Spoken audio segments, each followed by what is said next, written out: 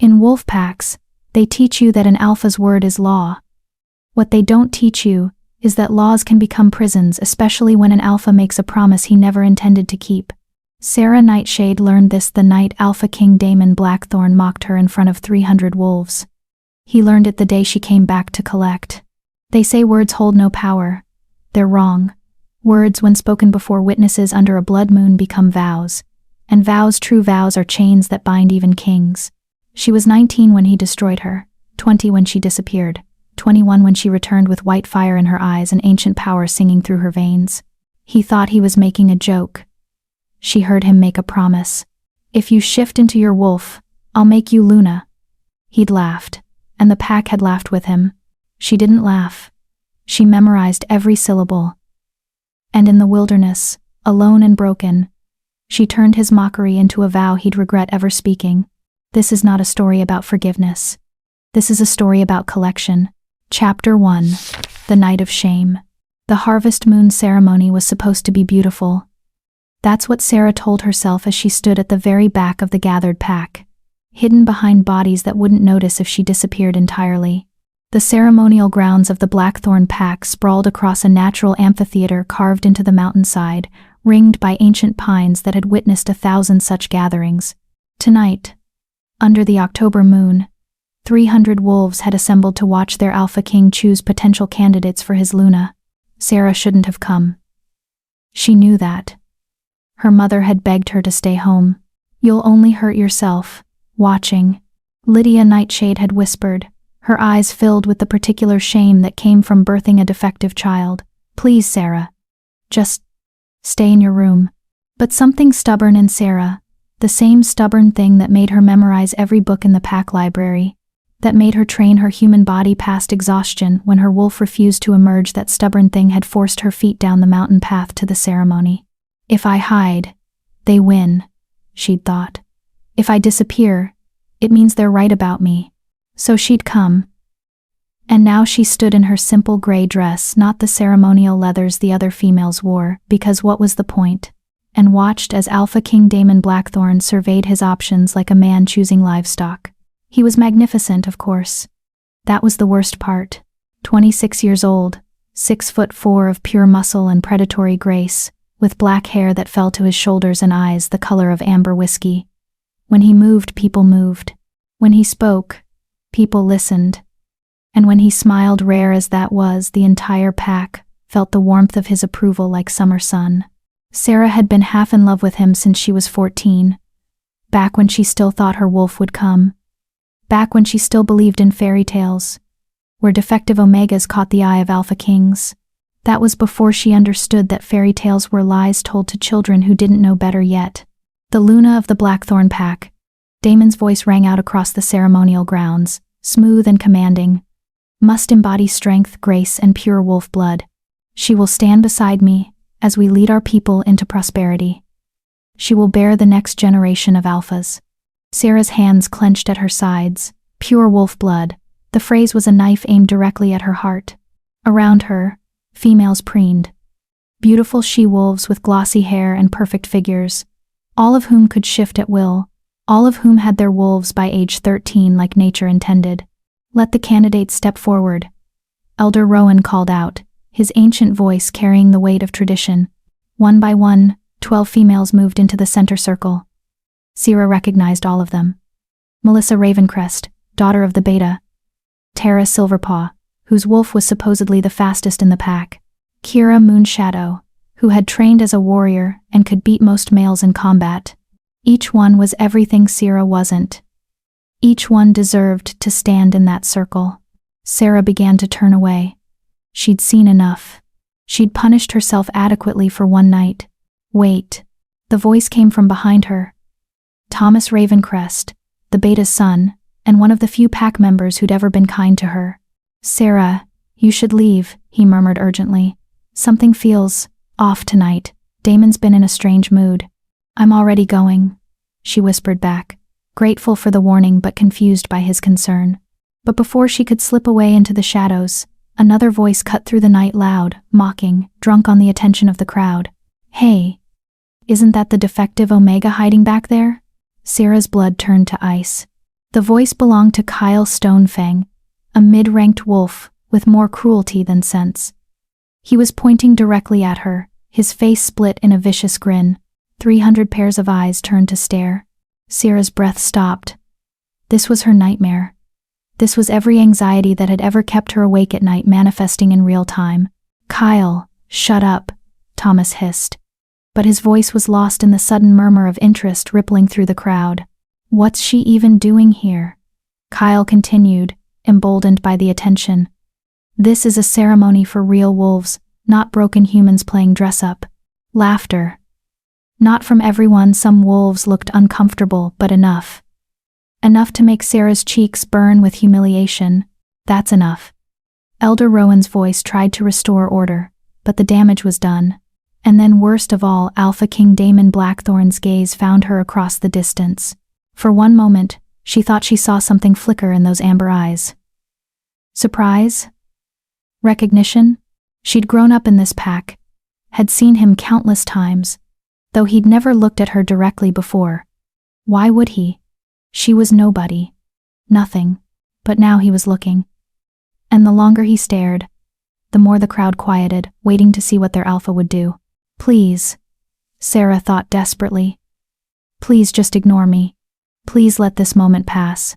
Instead, Damon Blackthorn smiled. It wasn't a kind smile. It was the smile of a predator who'd spotted something amusing, something to toy with. "Bring her forward," he commanded. The words echoed like a death sentence. "Alpha, that's not necessary," Elder Rowan began. But Damon cut him off with a raised hand. "I said bring her forward. If she's part of my pack, she has every right to be seen during a Luna ceremony. Don't you agree?" The words sounded reasonable. Generous. Even. But Sierra heard the trap beneath them. Hands she didn't know whose pushed her forward. The crowd parted, creating a path straight to the center circle where Damon stood surrounded by his beautiful, perfect candidates. Sarah walked because she had no choice. Each step felt like walking to her execution. When she reached the circle, she kept her eyes down. Maybe if she showed enough submission, enough humility, he'd lose interest. Maybe this was just a momentary cruelty and then she could disappear forever. "Look at me." The alpha command in his voice left her no choice. Her head snapped up, her eyes meeting his against her will. Up close, he was even more devastating, and the cruelty in his slight smile was unmistakable. He began to circle her slowly, like a wolf circling prey. The candidates who'd been so proud moments ago now looked uncertain, sensing that the night had taken a strange turn. "Sierra Nightshade," Damon said thoughtfully, as if tasting her name for the first time. 19 years old. Daughter of Robert and Lydia Nightshade, both respectable pack members. "Your father is a skilled tracker. Your mother works in the pack kitchens. Your older brother Finn shifted at 12 and now serves in my guard." He knew her family history. That somehow made it worse. "And you?" He stopped in front of her, tilting his head. "You still can't shift, can you?" The question hung in the air like poison. "No, Alpha," Sarah forced out, her voice barely above a whisper. "Speak up. The pack can't hear you." She lifted her chin, finding a splinter of defiance buried beneath her shame. "No, Alpha. I cannot shift." "How?" "Tragic." The word dripped with false sympathy. "Every single member of your bloodline shifted by 13. Your brother at 12. Even your grandmother, may she rest in peace, shifted at 11. But you." He gestured at her gray dress. Her unremarkable human form. Nothing. Not a claw. Not a fang. Not even eyes that change color. Just human. Every word was a knife. Every word was true. The pack was silent now, watching this public dissection of the defective Omega, with the kind of horrified fascination usually reserved for accidents. Sierra's hands trembled at her sides. She wanted to run. She wanted to disappear. She wanted to die right there in that circle rather than endure another second of this calculated humiliation. But she didn't run. Something in her, that same stubborn thing, refused to give him the satisfaction. "I'm sorry I'm a disappointment, Alpha," she heard herself say, and was proud that her voice didn't break. "Oh, you're not a disappointment," Damon corrected, his amber eyes glinting with something dark. "You can't disappoint people who never expected anything from you in the first place." The crowd gasped. Even by wolf standards, brutal, hierarchical, unforgiving, that was exceptionally cruel. Elder Rowan stepped forward again. "Alpha Damon, the ceremony should continue." "I'm not finished." Damon held up one hand, silencing the elder. His eyes never left Syrah's face. "You came to a Luna selection ceremony. Why? Hoping to be chosen?" It was so absurd it should have been funny. Instead, it was just devastating. "No, Alpha," Syrah said quietly. "No?" He feigned surprise.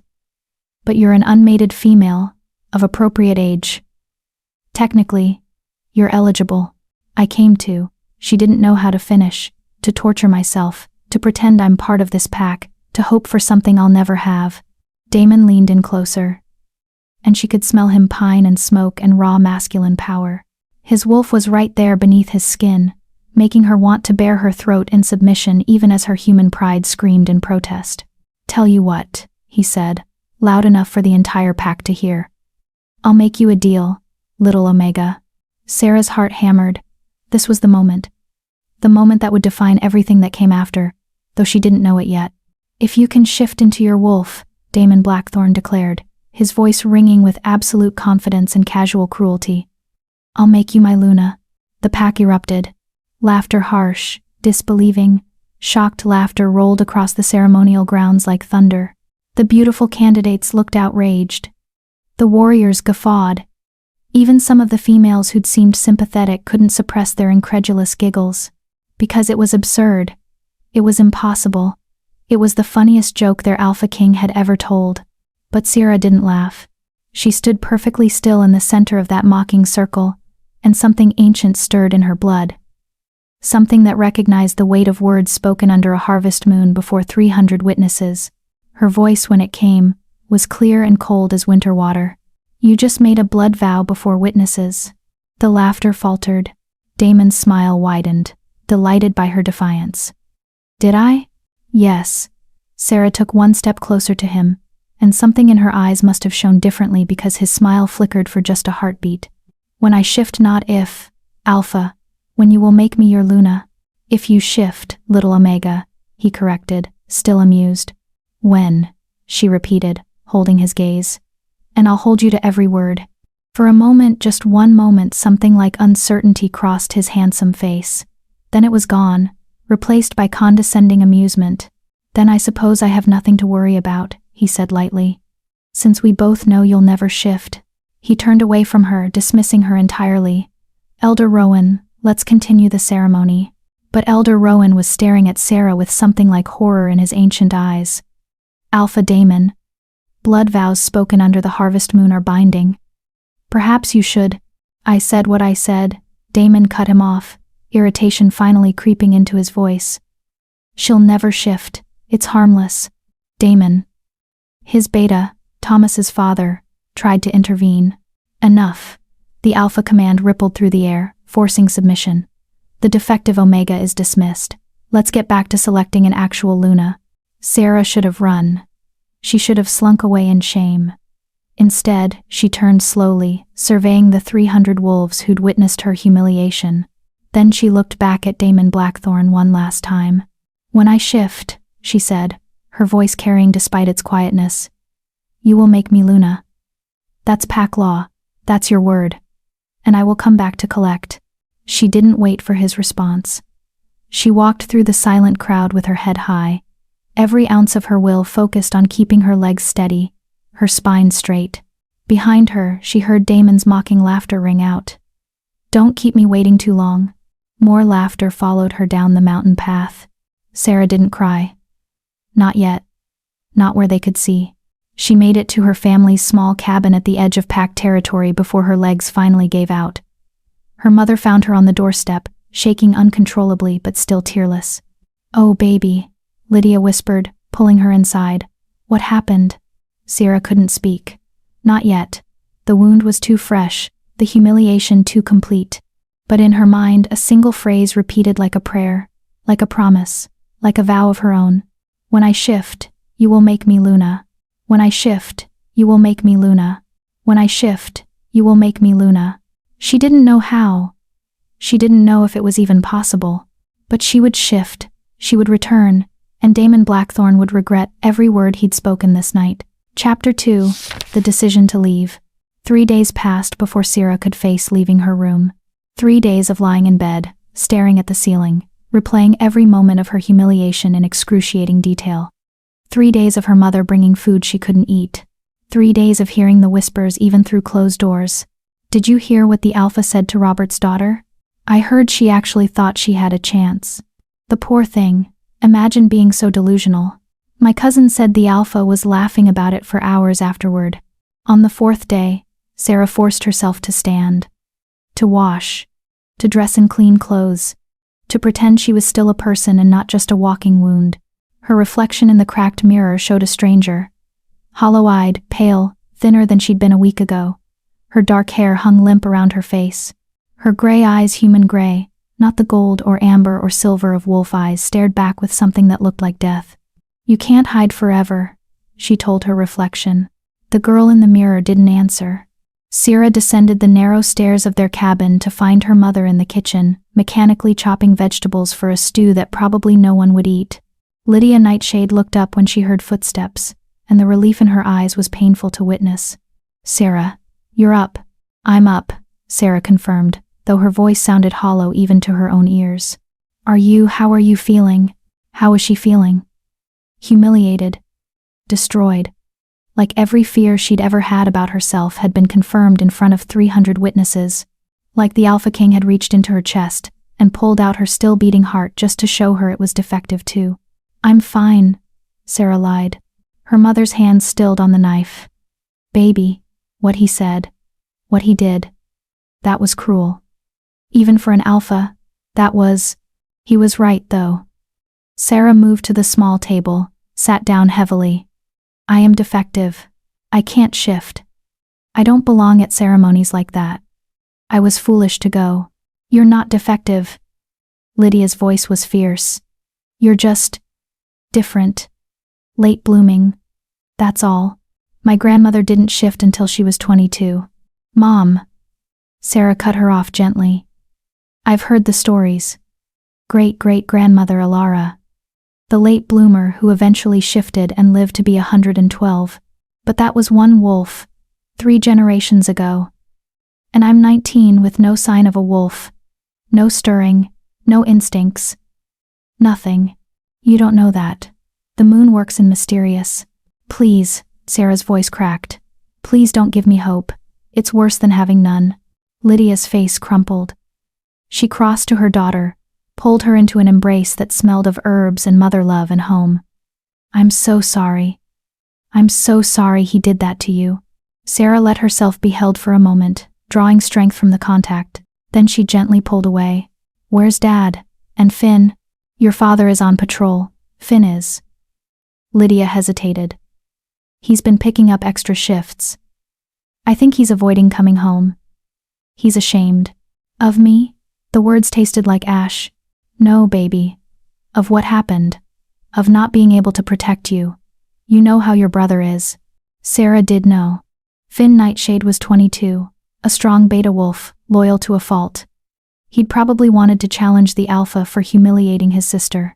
The fact that such a challenge would be suicide wouldn't have stopped him, only their father's orders would have kept him in check. Tell him I'm okay, Sarah said.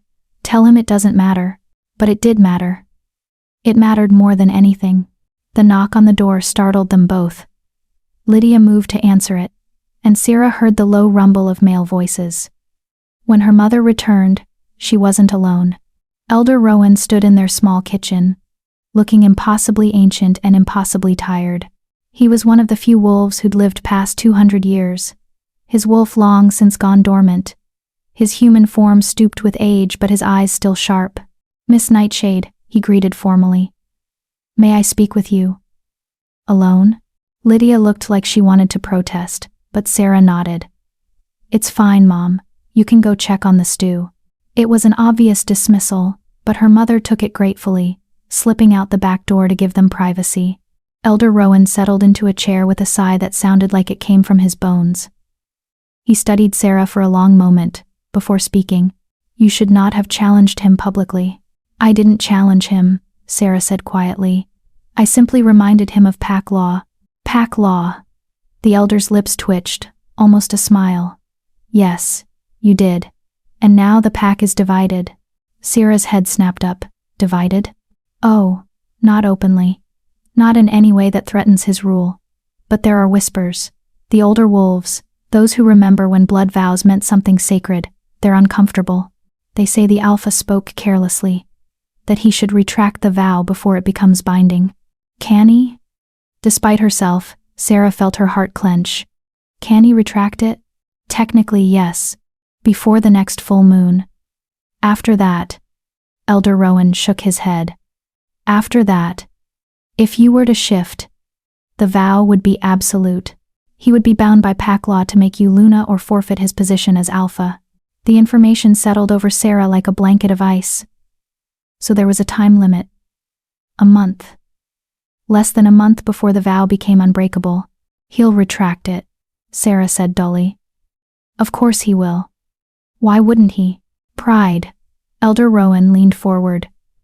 The Alpha King is proud. To retract the vow now would be admitting he made a mistake. That he spoke without thinking. That he could be wrong. And Alpha Daemon Blackthorn does not admit mistakes. Then he'll wait until the last moment. The night before the full moon. Maximum humiliation for me. Perhaps.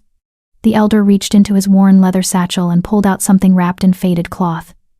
Or perhaps not. He placed the bundle on the table between them. What is this? Sarah asked, not touching it. Your birthright. Or at least part of it. Elder Rowan's gnarled fingers unwrapped the cloth, revealing an ancient book.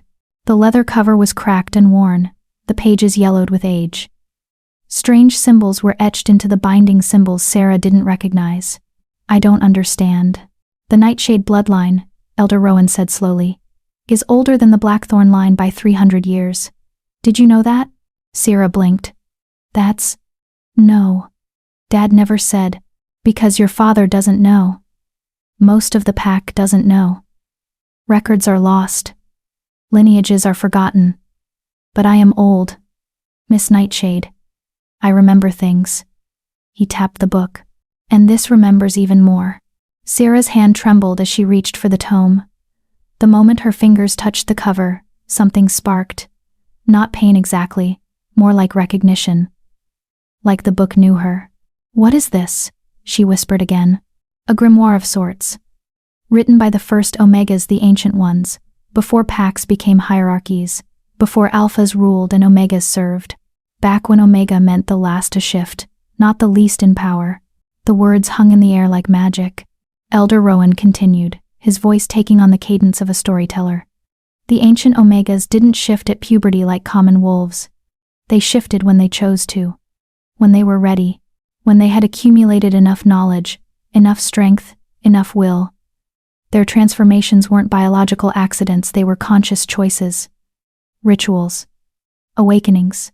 Sarah's hands tightened on the book. Are you saying? I'm saying your defect might not be a defect at all. It might be dormancy.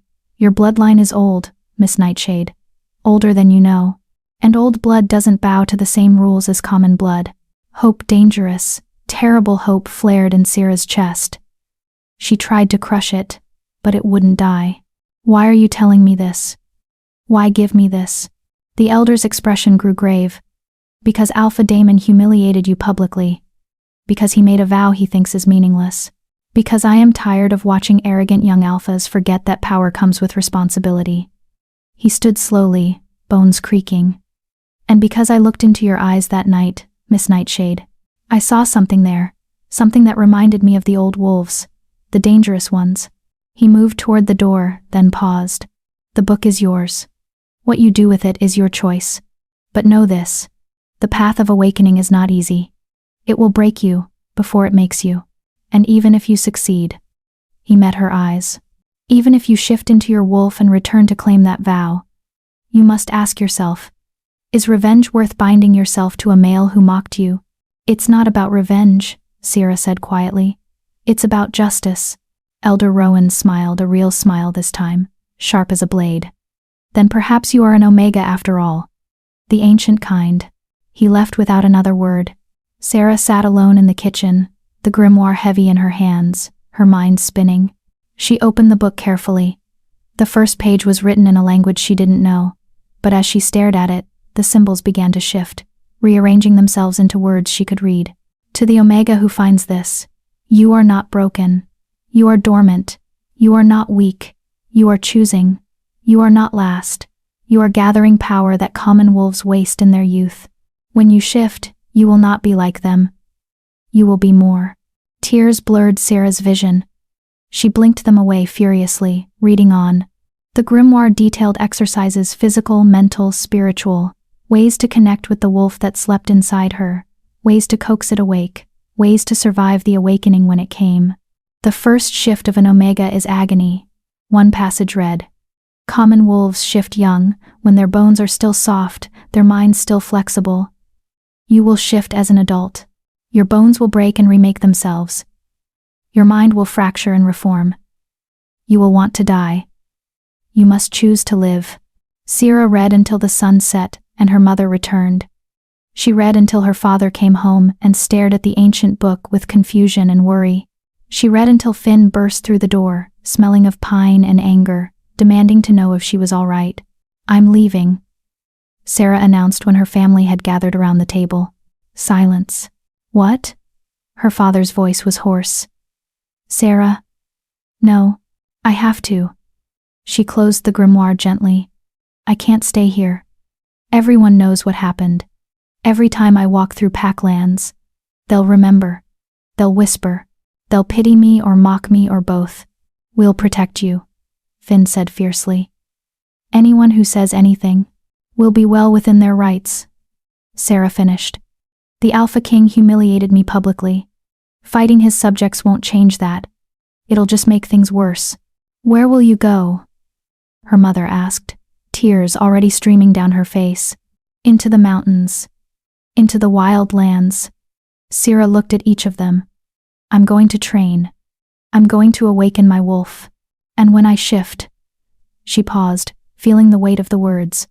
When I shift, I'm coming back. And Damon Blackthorn will keep his vow. Baby, that could take years, Lydia began. Or months. Or never. Sarah stood. Resolute. But I have to try. Don't you see? If I stay here like this, I'll die. Maybe not physically, but everything that makes me me will die. At least out there, alone, I'll have a chance. Robert Nightshade, her father, a wolf of few words and quiet strength, finally spoke. Your great-great-grandmother Elara. When she was your age and hadn't shifted. She did the same thing. Went into the wilderness for 6 months, came back with a white wolf that made Alpha's bow. Robert. Lydia breathed. It's true. My grandfather told me the story. I never mentioned it, because I didn't want to give Sarah false hope. He looked at his daughter with something like pride. But you have her eyes, her stubbornness, her spine. If you're going, Finn said suddenly, I'm going with you. No. Sarah's voice was firm. I have to do this alone. The grimoire says. She caught herself. But it was too late. Grimoire? Her father's eyes narrowed. Where did you get a grimoire? Elder Rowan brought it. He said it belonged to the ancient Omegas. It's a guide. For awakening. Her family exchanged looks, worry, hope, fear, all mixed together. If Elder Rowan gave it to you, Robert said slowly, then he believes you can do this. The elder doesn't waste time on lost causes. I'm not a lost cause, Sarah said, lifting her chin. I'm dormant. There's a difference. That night, Sarah packed. Not much, she couldn't carry much. Changes of clothes. A knife. Flint for fires. The grimoire. Wrapped carefully in waterproof cloth. Dried meat and grain that would last a few weeks if she was careful. Her mother tried 3 more times to convince her to stay. Her father checked her supplies with military precision, adding things she'd forgotten. Finn pressed his own hunting knife into her hands, the one their grandfather had given him, and made her promise to come back alive. Not just alive, Sarah corrected. I'm coming back shifted. Coming back powerful. coming back to collect what I'm owed. Revenge? Finn asked quietly. Justice, Sarah replied. She left at dawn, before the pack was fully awake, before she could second-guess herself, before fear could root her feet to familiar ground. The mountain path led away from packlands, into territories that were wild and unclaimed, dangerous, where rogues roamed and predators hunted. Perfect.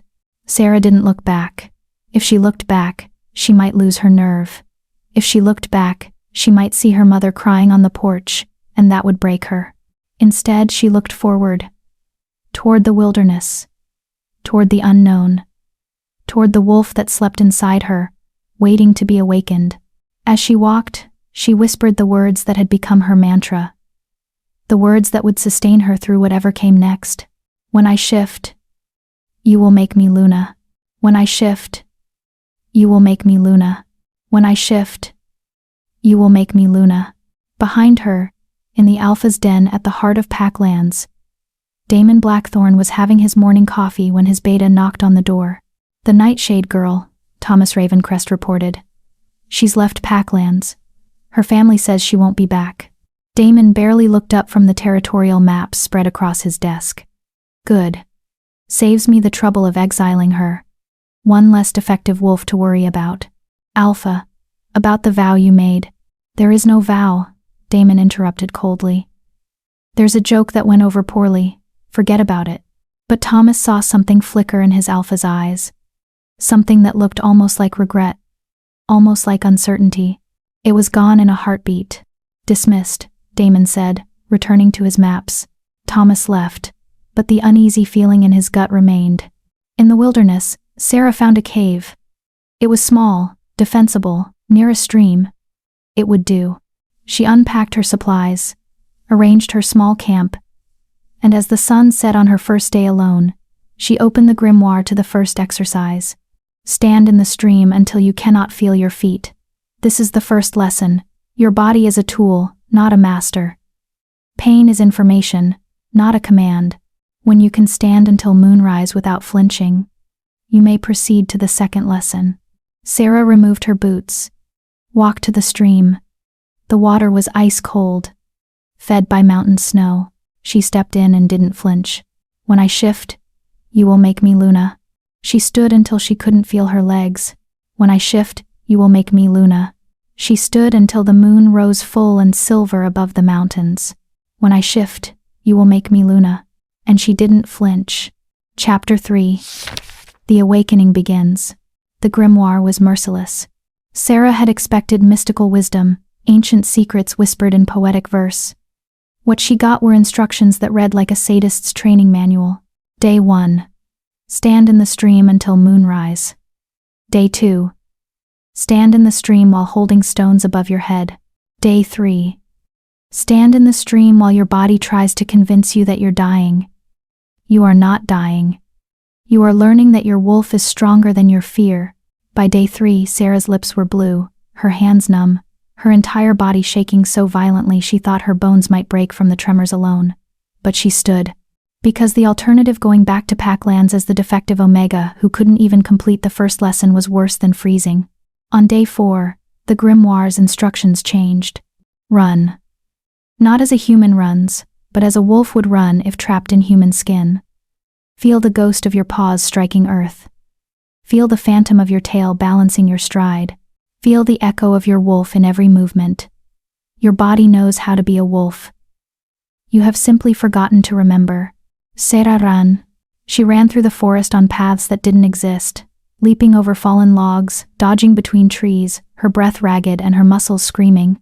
She ran until her human body wanted to collapse, and then she ran further, searching for that ghost feeling the grimoire described. On the 7th day, she felt it. Just for a moment, a single, perfect moment, her stride changed, her balance shifted. Something in her body moved the way a wolf's body would move, and for that heartbeat of time, she felt 4 legs instead of 2. Then it was gone, and she was tumbling to the ground, gasping and sobbing with frustration and hope tangled together. But she had felt it, the echo of her wolf, the promise that it was there, waiting. When I shift, you will make me Luna. She whispered the vow every night before sleep took her. She whispered it every morning when her body refused to move. She whispered it when the loneliness threatened to drown her. The words became a heartbeat, a prayer, a promise to herself more than to him. The nightmare started on the 8th day. Sarah would fall into exhausted sleep and find herself standing in the ceremonial grounds again, surrounded by 300 laughing faces. But in the dreams, she was naked, exposed, and when she tried to speak, no sound came out. Only Damon's voice, over and over. Still can't shift. How? Tragic. She would wake gasping, clawing at her throat, certain she'd been screaming but hearing only silence. The grimoire had a section on dreams. When the wolf begins to wake, it will fight you. It has been dormant so long that consciousness feels like death. Your dreams will be battlegrounds. Do not run from them. Enter them with intention. Speak to your wolf in the language of sleep. Tell it you are ready. Tell it you are strong enough to survive the awakening. That night, when the nightmare came, Sarah didn't try to wake up. Instead, she stood in that dream circle and let the laughter wash over her. She looked directly at Dream Damon, with his cruel amber eyes and his mocking smile. You made a vow, she said, and her voice worked this time. When I shift, you will make me Luna. Dream Damon laughed harder. You'll never shift, little Omega. Then why? Sarah asked calmly. Are you in my dreams? If I'm nothing, if this is impossible, why do you haunt me? The dream fractured. The ceremony grounds melted away. And Sarah found herself standing in a clearing she didn't recognize, facing a wolf made of moonlight and shadow. The wolf was massive, far larger than any wolf she'd seen in the pack. Its fur was white as snow, its eyes a burning gold that seemed to see straight through her. Are you my wolf? Sarah breathed. The wolf didn't answer. It simply stared, assessing, judging. I'm ready, Sarah said. I'm ready to wake up. The wolf's lips pulled back in what might have been a snarl or might have been a smile. Then it lunged, and Sarah felt teeth close around her throat. She woke screaming, but when she pressed her hands to her neck, searching for wounds, she found only 2 small marks, like pinpricks. Like a promise. The grimoire's next page was waiting when she checked it at dawn. When your wolf bites you in dreams, it is testing you. It is asking, are you strong enough to house me? Are you brave enough to become me? If the answer is yes, the marks will appear. Wear them with pride. Your awakening has truly begun. Sarah touched the marks on her throat and smiled for the first time in 2 weeks. The exercises intensified. Climb until your fingers bleed. Swim until your lungs burn. Fight the trees until your knuckles break. Your human body must be pushed past every limit before your wolf body can emerge. There is no gentle awakening. There is only breaking and remaking. Sarah climbed the cliff face near her cave until her fingernails tore off. She swam in the freezing stream until hypothermia made her hallucinate. She punched trees until her hands were bloody ruins. And every night, she read the grimoire by firelight, searching for reassurance that this agony had meaning. You will want to quit. Every Omega does. But quitting means returning to a life where you are less, where you are broken, where you are pitied. Is that life worth avoiding pain? Only you can answer. No. That life was not worth it. Sarah pushed harder. On day 19, something shifted. She was climbing the cliff face, a route she'd attempted 6 times and failed 6 times when her hands changed. Just for a second. Just long enough to see claws emerge from her fingertips. Black claws. Sharp claws. Wolf claws. She was so shocked she lost her grip and fell 20 feet into the river below. But she didn't care. She dragged herself to shore, gasping and laughing like a madwoman, staring at her human fingers that had been for one impossible second something else. I have claws, she told the indifferent forest. I have fucking claws. The grimoire confirmed it that night. When pieces of your wolf begin to appear, do not force them. Do not chase them. Simply acknowledge them. Thank them. Your wolf is learning to trust you. Each piece that emerges is a gift. Treasure it. Sarah treasured it. She treasured the claws that came and went. She treasured the moment her eyes changed color. Just for a heartbeat. Flash gold instead of gray. She treasured the enhanced hearing that came one morning and lasted 3 glorious hours before fading. Her wolf was waking up. Piece by piece. Gift by gift. When I shift, you will make me Luna. The grimoire warned her about the hunger, but nothing could have prepared her for its reality. When your wolf nears awakening, you will develop an appetite that your human body cannot satisfy.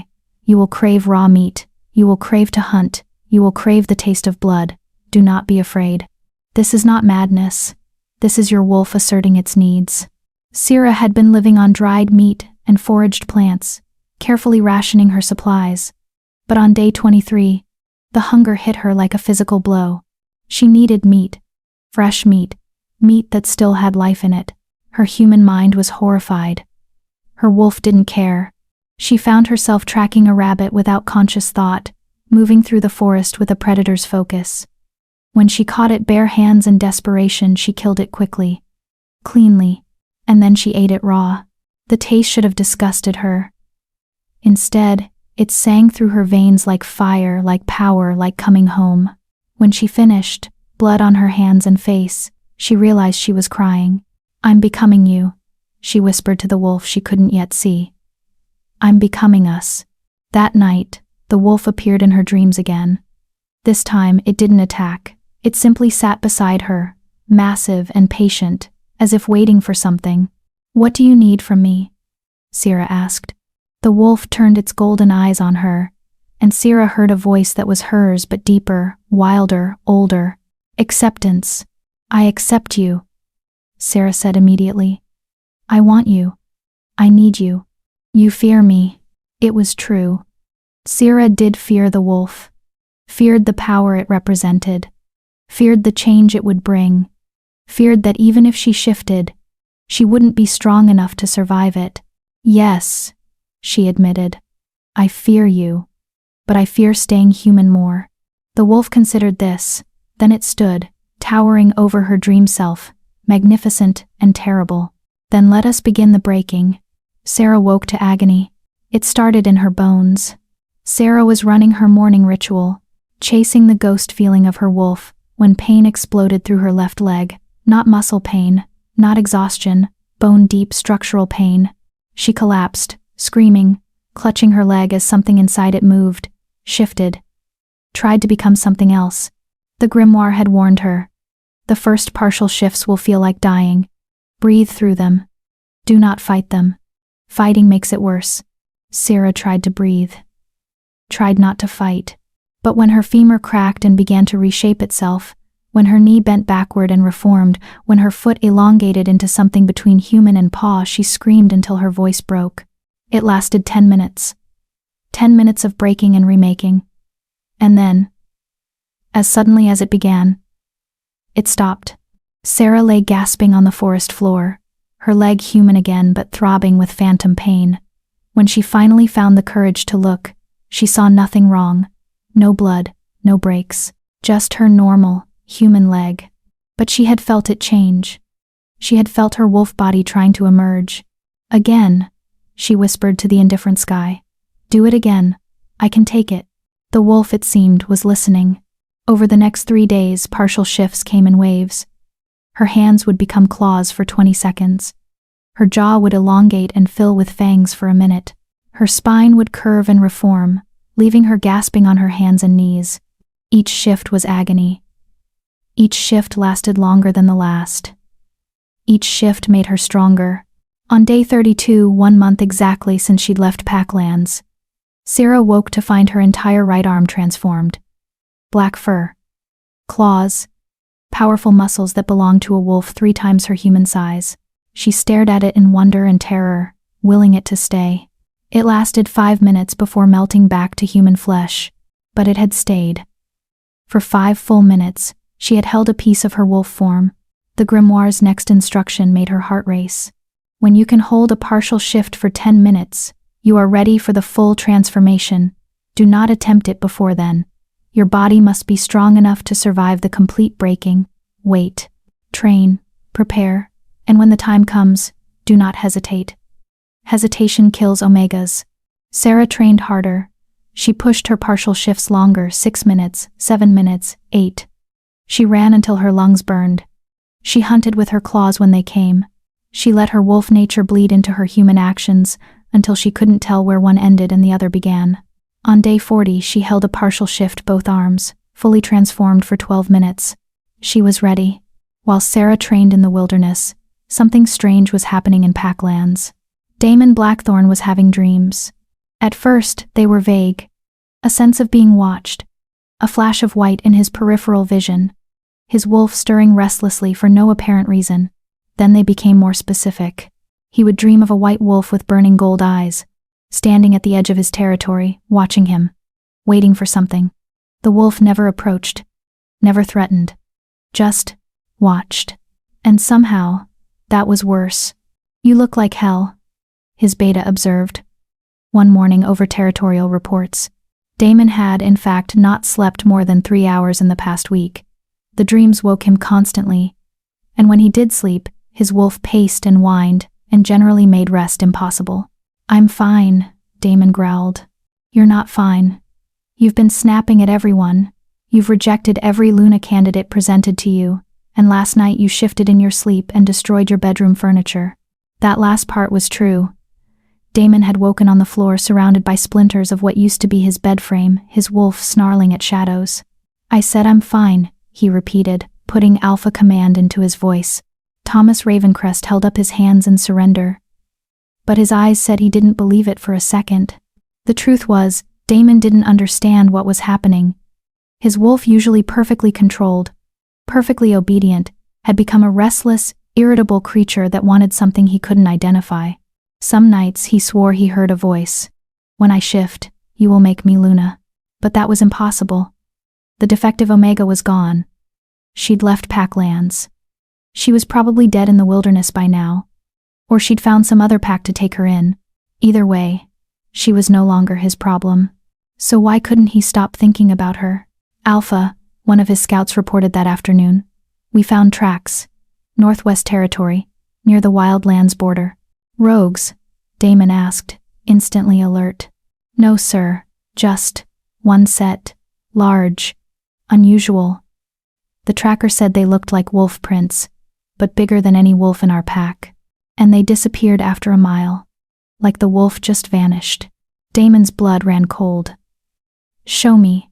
They rode out to the northwest border, and Damon shifted to examine the tracks himself. His wolf's senses were sharper, better able to analyze scent and sign.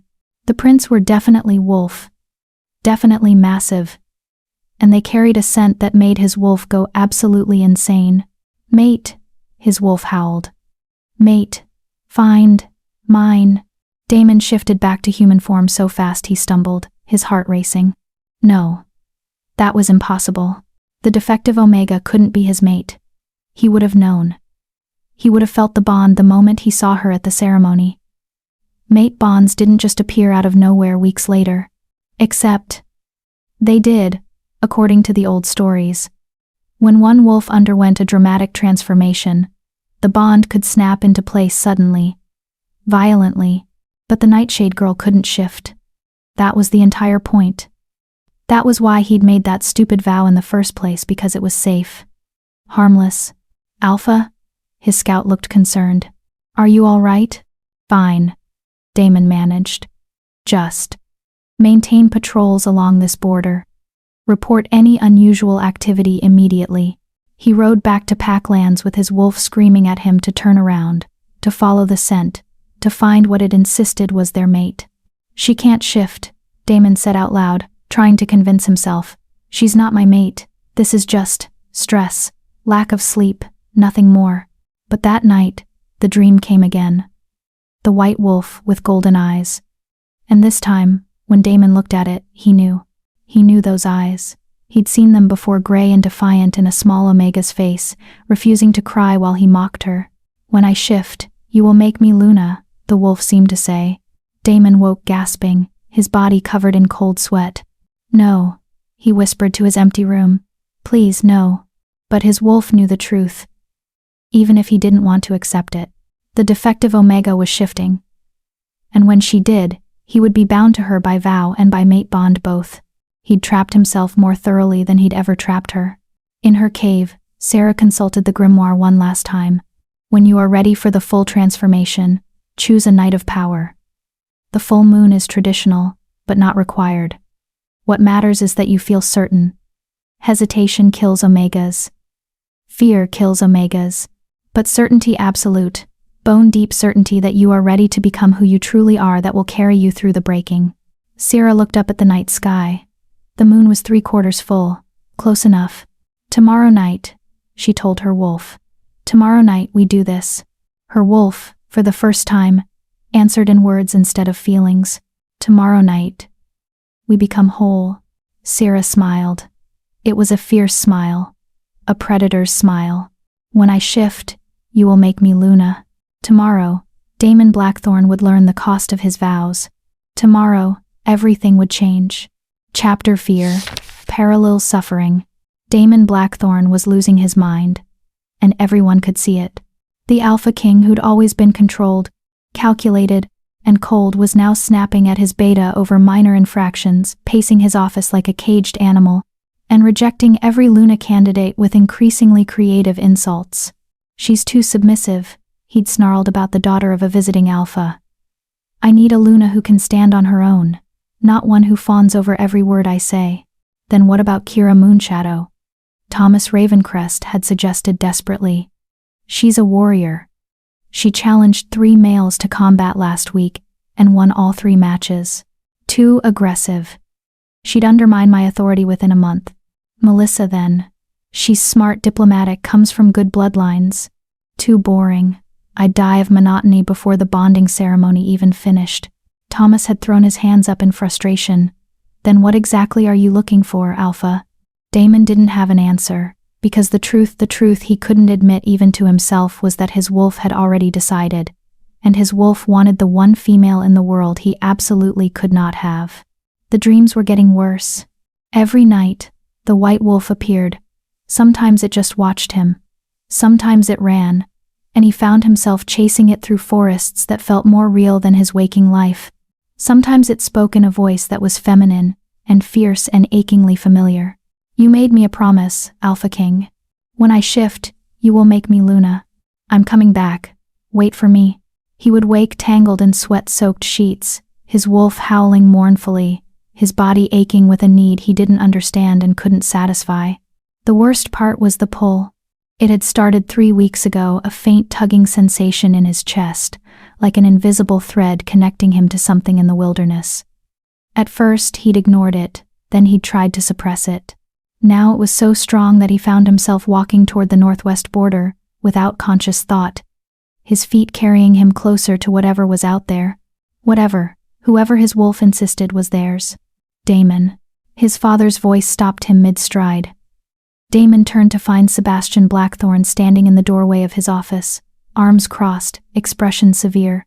The former Alpha King was 68 but still powerful, still commanding. He'd stepped down 5 years ago when Damon proved himself worthy, but he remained an influential voice in pack politics. Father, what's wrong with you? Sebastian asked bluntly. No preamble. No diplomacy. Just straight to the point. As always. Nothing is wrong. Don't lie to me, boy. I've seen what you look like when you're struggling. This isn't alpha stress. This isn't politics or territory disputes. This is personal. Sebastian moved closer, studying his son with the intensity of a wolf who'd lived through 6 decades of pack drama. Is it a female? Damon's jaw clenched. No. Liar. It's always a female. Did you reject your true mate? Is that why your wolf is losing its mind? I don't have a mate, Damon said through gritted teeth. Then why? Sebastian stopped. His eyes widened with sudden understanding. The vow. The Omega girl. Tell me you didn't. It was nothing. A joke that went poorly. She left Packlands. It's over. Over? Sebastian's voice dropped to a dangerous growl. Boy. Do you have any idea what you've done? Blood vows spoken during ceremonies, especially Luna ceremonies, are sacred. And if that Omega manages to shift, she can't shift. Damon's control finally snapped. She's defective. She's been defective for 19 years. The chances of her suddenly shifting now are growing higher every day if your wolf's behavior is any indication. Sebastian pinched the bridge of his nose. Damon, think, why is your wolf going insane? Why are you dreaming of wolves you've never seen? Why do you feel a pull toward the wilderness? I don't. Don't lie to me. The alpha command in Sebastian's voice made even Damon's wolf cringe. The mate bond is forming, which means she's undergoing a transformation, and when she completes it, you will be bound to her by vow and by biology both. The words hung in the air like a death sentence. Damon sank into his chair, his hands shaking. That's not possible. It's not only possible, it's happening. I've seen this before. Your grandfather, my father, he felt the mate bond snap into place weeks after he first met your grandmother. She was undergoing her first shift. And the moment her wolf emerged, the bond activated. Sebastian sat across from his son. If this Omega is your mate, then she was always your mate. You just couldn't feel it until her wolf began to wake. She hates me, Damon said quietly. I humiliated her publicly. I mocked her for being defective. And now you're telling me she's my mate? The moon has a cruel sense of humor. I can't. Damon's voice cracked. Father, I can't be bound to someone who despises me. The pack would never respect a Luna who was forced into the position, and she would never. Then you should have thought of that before you made a vow you didn't intend to keep. Sebastian's voice was hard but not unkind. You did this, son. You chose cruelty over caution. Now you'll live with the consequences. Damon dropped his head into his hands. What do I do? You wait. You prepare. And when she returns, if she returns, you grovel. You apologize. You spend the rest of your life proving you're worthy of a mate who is strong enough to awaken her wolf through sheer force of will. Sebastian stood. And you pray she's merciful enough to give you a chance.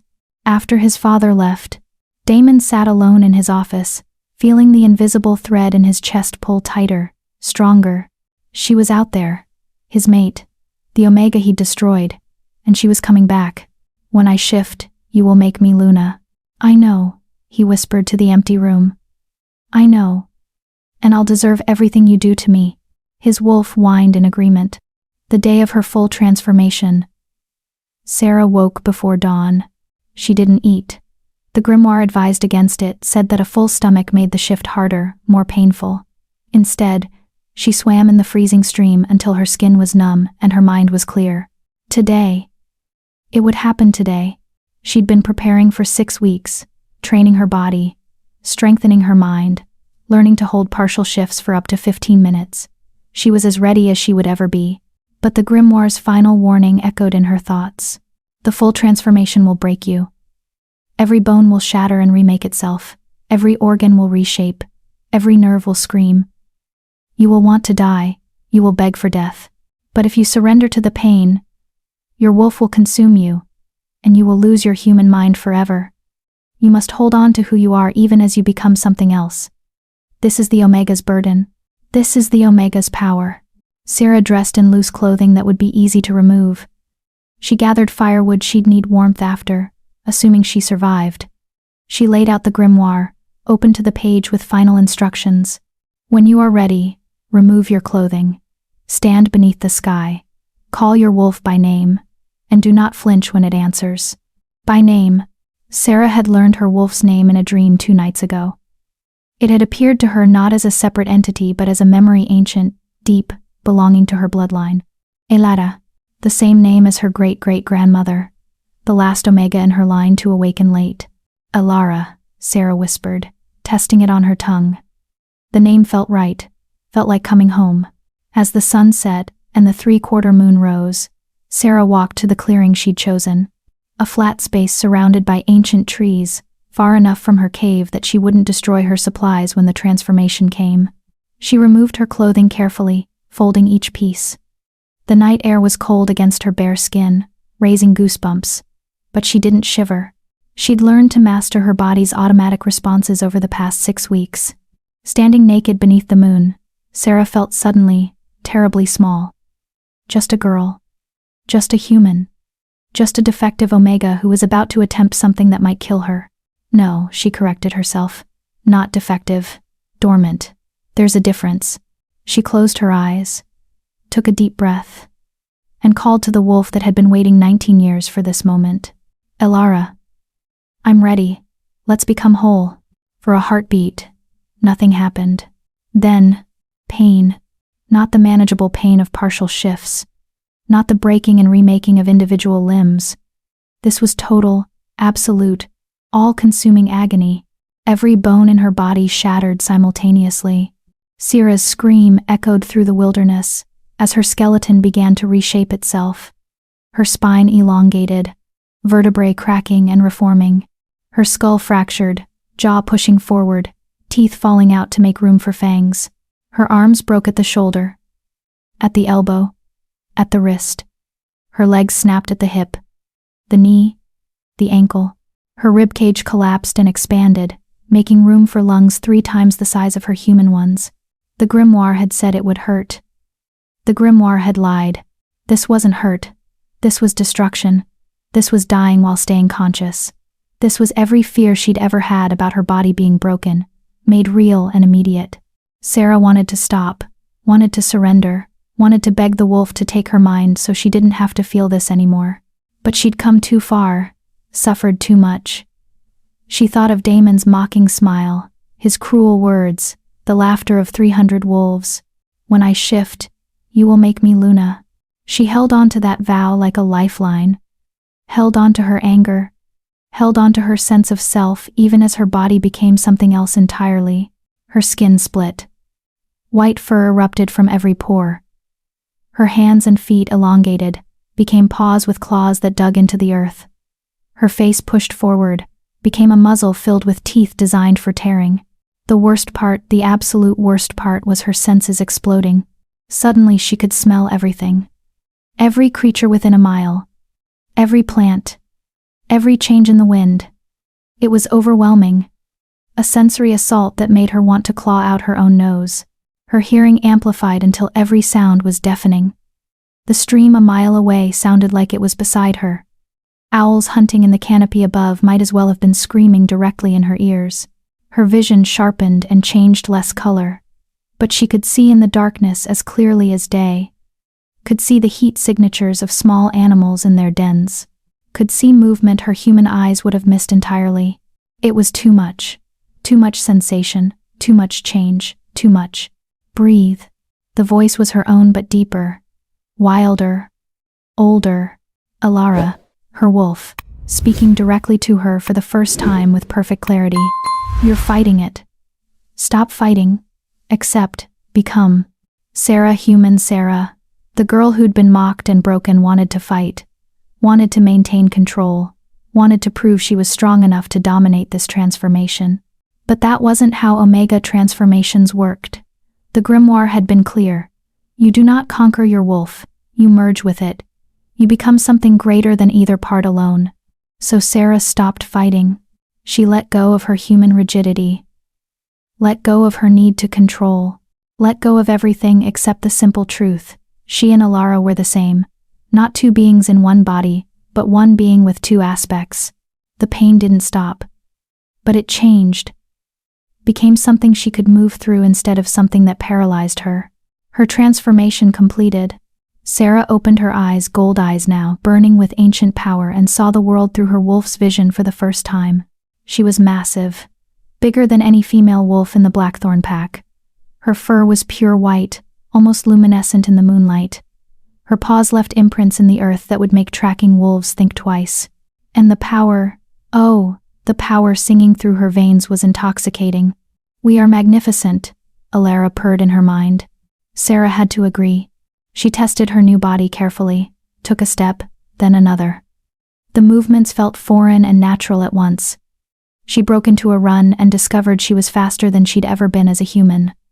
Stronger, deadlier. She howled, a sound of pure triumph that echoed across the mountains. And in Packlands, 70 miles away, Alpha King Damon Blackthorn jerked awake, his heart racing, his wolf howling in response to a call only he could hear. Sarah spent a week learning to shift. The first transformation had taken hours and nearly killed her. The second took 90 minutes and left her gasping. By the 7th, she could shift in under 20 minutes with manageable pain. The grimoire had warned her. Ancient Omegas can shift at will, but the skill takes practice. Your wolf and your human form must learn to coexist, to flow into each other. Give it time. Give it patience. Sarah gave it obsession. She shifted every day, sometimes multiple times, pushing through the pain and exhaustion until her body learned the pattern.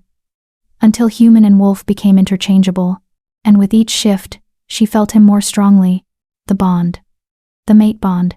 She hadn't understood it at first, this strange pulling sensation in her chest. This awareness of someone else's emotions bleeding into her own. But the grimoire explained. When an omega awakens, dormant bonds activate. If your true mate exists, you will feel him as he feels you. The bond cannot be severed except by death. Choose carefully whether to accept or reject it. Sarah didn't need to guess who her mate was. She could feel his wolf's essence even at this distance. Strong, dominant, unmistakably alpha. Damon Blackthorne. The male who'd mocked her. The male who'd humiliated her publicly. The male who'd made a vow he never intended to keep. He was her mate. The moon's sense of humor was, indeed, cruel. I could reject him, Sarah said aloud one evening, her wolf form lounging beside the fire. I could shift, show him what I've become, claim another male just to spite him. We could, Alara agreed, but you don't want to, Sarah snarled. Knowing her wolf was right. She didn't want to reject him. Not really. She wanted something much more complicated. She wanted him to see her. To truly see her. To realize what he'd dismissed so casually. To understand that the defective omega he'd mocked was more powerful than half his pack combined. She wanted justice, recognition, vindication, and maybe she wanted to see if the male beneath the cruelty was worth keeping. When the full moon comes, Sarah decided, I'll go back. I'll hold him to his vow.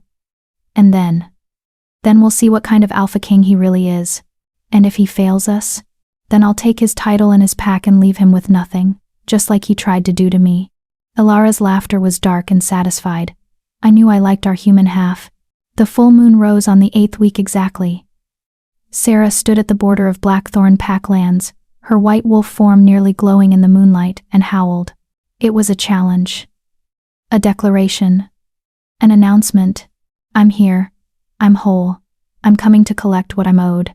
In the Alpha's den, Damon Blackthorn was halfway through a meeting with his council when the howl reached him. Every wolf in the room froze. What was that? Elder Rowan asked. His face pale. Damon knew. His wolf knew. The bond that had been forming for weeks suddenly snapped into place with crystal clarity, and he could feel her. His mate. His omega. The wolf he'd mocked and broken and dismissed as worthless. She had shifted. She was magnificent. And she was coming. The Luna ceremony, Damon heard himself say, his voice hollow. We need to prepare the Luna ceremony. She's coming to claim her vow. Thomas Ravencrest stood abruptly. Damon, you can't possibly. You were going to bond with Melissa tomorrow night. Cancel it. Damon's amber eyes were glowing now, his wolf so close to the surface that fur was rippling along his arms. Cancel everything. The omega has shifted. Pack law is clear. But, I said cancel it. The alpha command echoed through the chamber, making every wolf present submit. Elder Rowan was shaking his head. You made a blood vow, Alpha. You mocked her in front of the pack. And now you expect her to simply— I expect nothing. Damon interrupted, his voice suddenly quiet. Defeated. I expect her to destroy me. And I'll deserve it. But pack law says I must honor the vow. So prepare the ceremony. He stood and walked out of the council chamber, following the pull of the bond toward the northwest border, toward his mate, toward his reckoning, toward the omega who'd just proven that she was more than he'd ever imagined. And all he could think was, she's going to hate me. She's going to make me suffer. And I can't even blame her. His wolf whined in agreement. In the forest, Sarah shifted back to human form, dressed in the clean clothes she'd carried with her, and smiled. Ready, Alara? Oh, we're ready. Let's go make an alpha king regret every word he's ever spoken. Sarah's smile was sharp as knives. My thoughts exactly. Tomorrow night was the full moon. Tomorrow night was traditionally when Luna ceremonies were held. Tomorrow night, the entire Blackthorn pack would gather to witness something they never thought they'd see. The defective Omega returned, shifted, powerful, and ready to collect her debt. Chapter 5. The return. Sierra spent her final day in the wilderness saying goodbye. She walked through the forest she'd suffered in, touched the trees she'd punched until her knuckles bled, stood in the stream where she'd learned that pain was just information. This place had broken her and remade her. It deserved acknowledgement. "Thank you," she whispered to the indifferent wilderness. "You gave me what the pack never could. You gave me myself." Alara stirred in her mind, content and strong. "We're ready to go home." "That's not home anymore," Sarah corrected. "But it's where we need to be." She packed the grimoire carefully. It was coming with her. Elder Rowan had given it to her, but it belonged to her bloodline now. To all the future Omegas who might need its wisdom. As the sun began to set, Sierra shifted one last time in privacy. The transformation took 12 minutes, now still painful but manageable. Her white wolf emerged like moonlight taking form, and she ran. She ran through the territory she'd learned, past the cave that had sheltered her, along the paths her paws had worn into the earth. She ran until her wolf's joy and her human determination merged into single-minded purpose. Tomorrow, she would return. Tomorrow, Damon Blackthorn would see what he'd created with his cruelty. Tomorrow, everything would change. The ceremonial grounds were packed. Every member of the Blackthorn pack had gathered over 300 wolves, all dressed in their finest ceremonial leathers, all buzzing with anticipation and confusion. The Alpha King had cancelled his bonding to Melissa Ravencrest at the last minute. No explanation, just a terse command that tonight's full moon ceremony would proceed as originally scheduled, but with a different candidate. Rumors spread like wildfire. "I heard he found his true mate." Someone said it's a visiting Alpha's daughter. "No, I heard it's one of the warriors who proved herself in battle." Nobody guessed the truth. How could they? Damon stood at the center of the ceremonial circle, dressed in the traditional Alpha's ceremonial garb, black leather that bore his family's crest.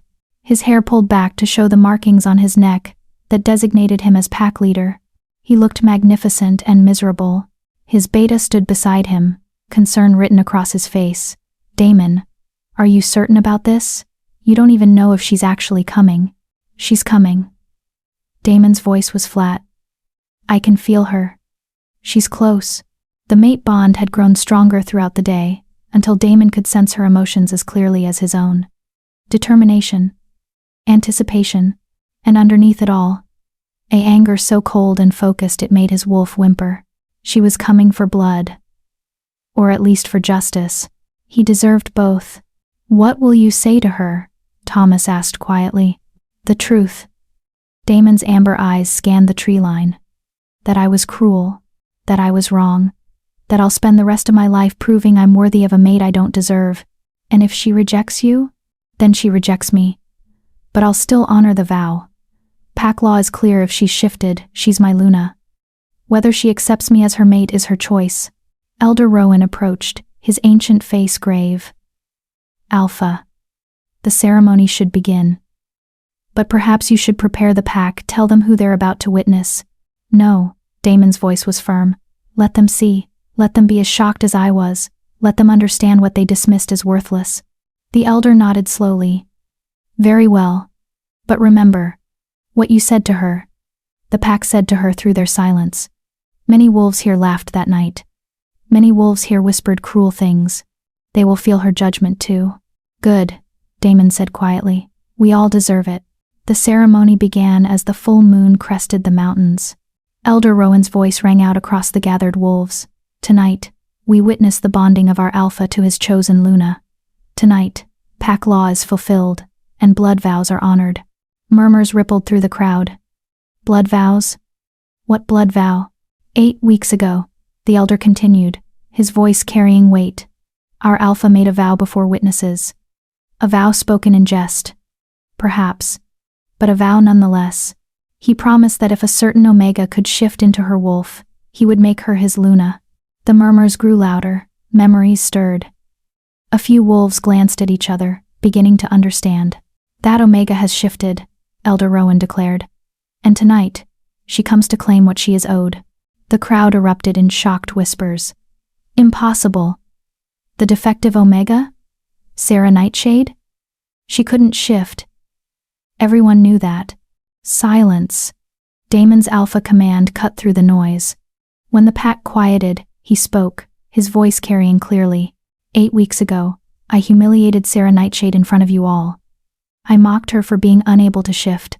I made a vow I thought was meaningless because I believed she was defective. He paused, letting that sink in, letting them remember their own laughter. I was wrong. She was never defective. She was dormant. And when her wolf finally emerged, Damon's voice dropped. But every wolf heard him. When her wolf finally emerged, it became clear that she is more than I ever imagined, more than any of us imagined. But where is she? Someone called out. If she shifted, why isn't she here? As if in answer, a howl split the night. It wasn't like any howl the pack had heard before. It was deeper, more powerful, carrying notes of ancient authority that made even the strongest warriors' wolves submit instinctively. Every head turned toward the tree line, and Sarah emerged. She came in wolf form first, wanting them to see Alara before they saw her human face.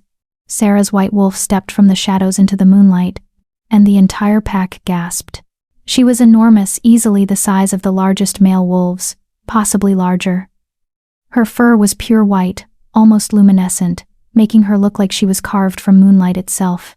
Her eyes burned gold, ancient and powerful, carrying the weight of bloodlines that predated the Blackthorn pack by centuries. She moved with predatory grace, each step deliberate, commanding. As she walked through the crowd, wolves instinctively moved aside, creating a path. Even the strongest alphas in the pack felt the urge to lower their heads in respect. This was no ordinary wolf. This was power incarnate. Damon's wolf was going absolutely insane. Mate, perfect, mine. It wanted to shift, wanted to submit, wanted to claim her all at once. His human mind fought for control, barely winning. When Sarah reached the center of the ceremonial circle, she stopped directly in front of Damon. For a long moment, they simply stared at each other, alpha wolf to omega wolf, mate to mate. Then Sarah shifted. The transformation was smooth, practiced, taking less than a minute. Her white fur receded, her body reshaped itself, and where the massive wolf had stood, a woman now stood. Sarah Nightshade was naked, shifting destroyed clothing, but she stood with no shame, no attempt to cover herself. Her body had changed during her weeks in the wilderness. She was leaner, more muscular, carrying herself like the warrior she'd become.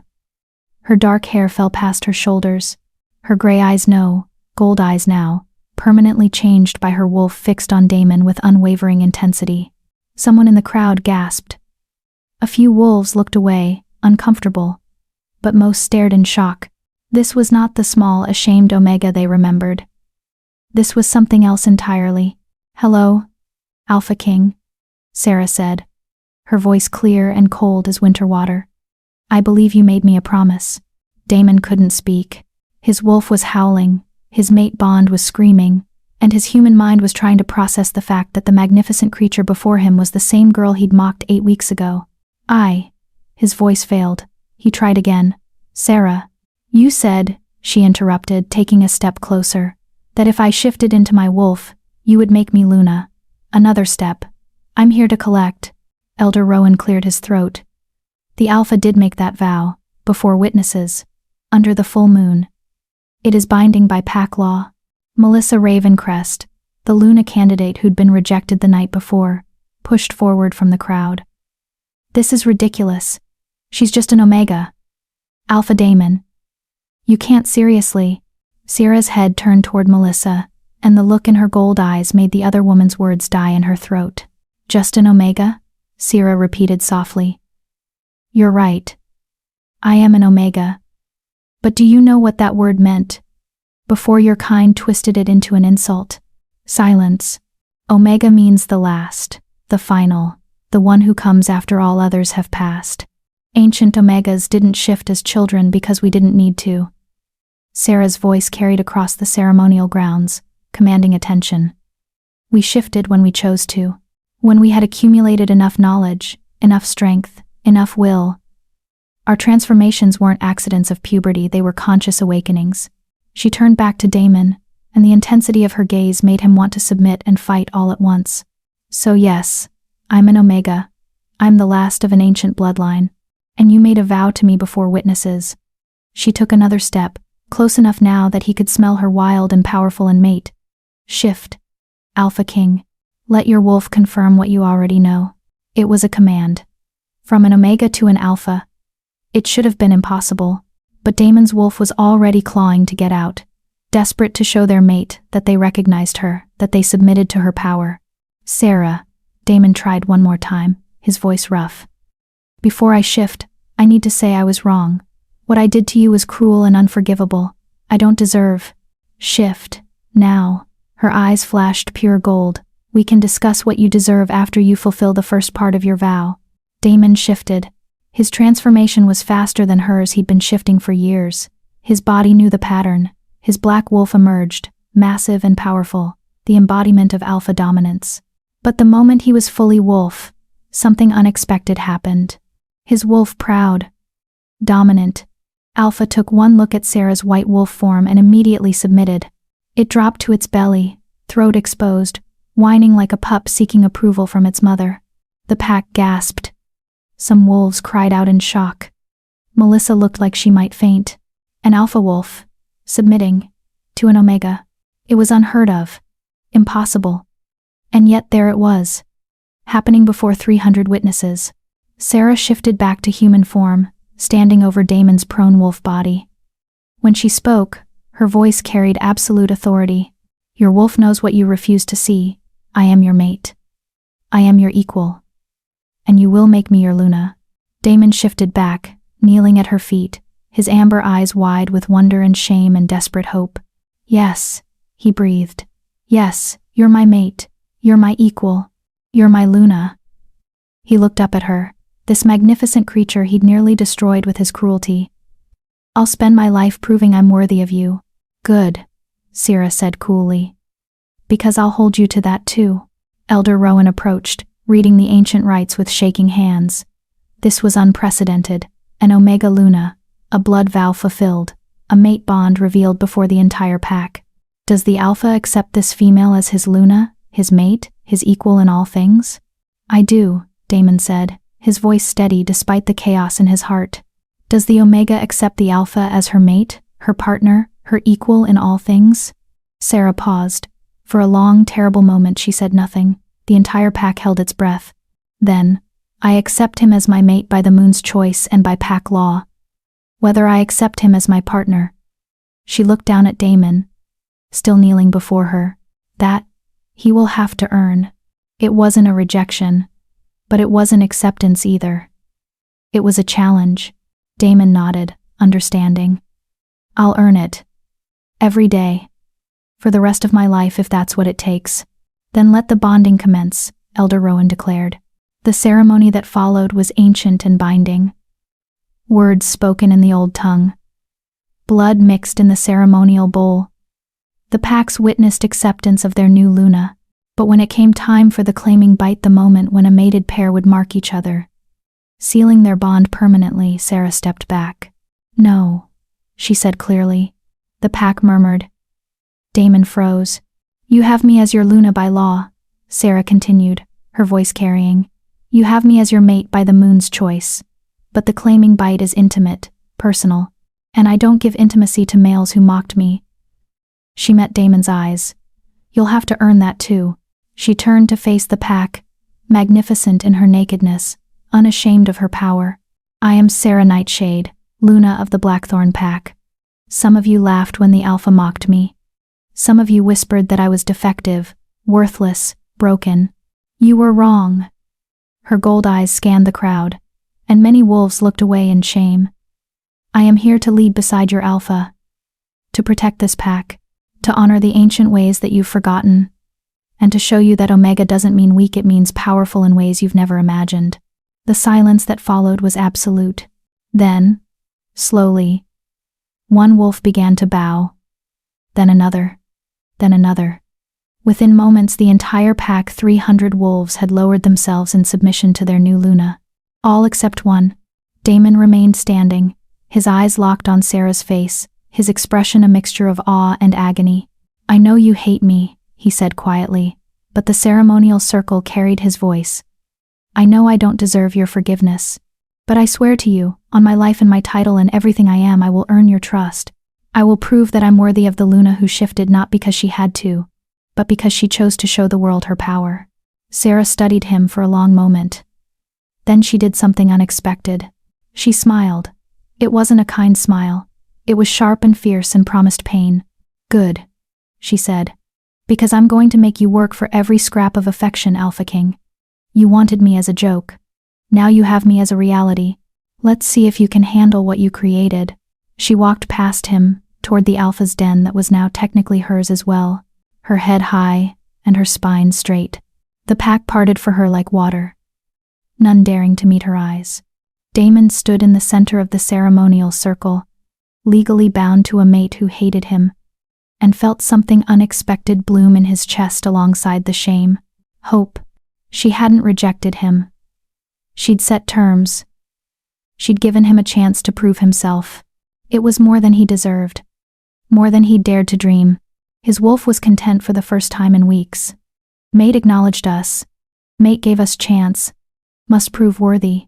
I will, Damon whispered. I swear I will. Thomas Ravencrest approached, looking shell-shocked. Well, that was unprecedented. That's my mate, Damon said. And despite everything, the humiliation, the public submission, the conditional acceptance, his voice carried pride. That's my Luna. She's terrifying. Yes, Damon agreed. She is. And I've never been more attracted to anyone in my life. Thomas laughed despite himself. You're insane. Probably. Damon finally moved, heading toward the den where his mate waited. But she's mine, and I'm hers, and I'll spend the rest of my life proving I'm worthy of her. Behind them, the pack slowly dispersed, buzzing with shock and excitement and fear. The defective Omega had returned, shifted, powerful, and she was their Luna now.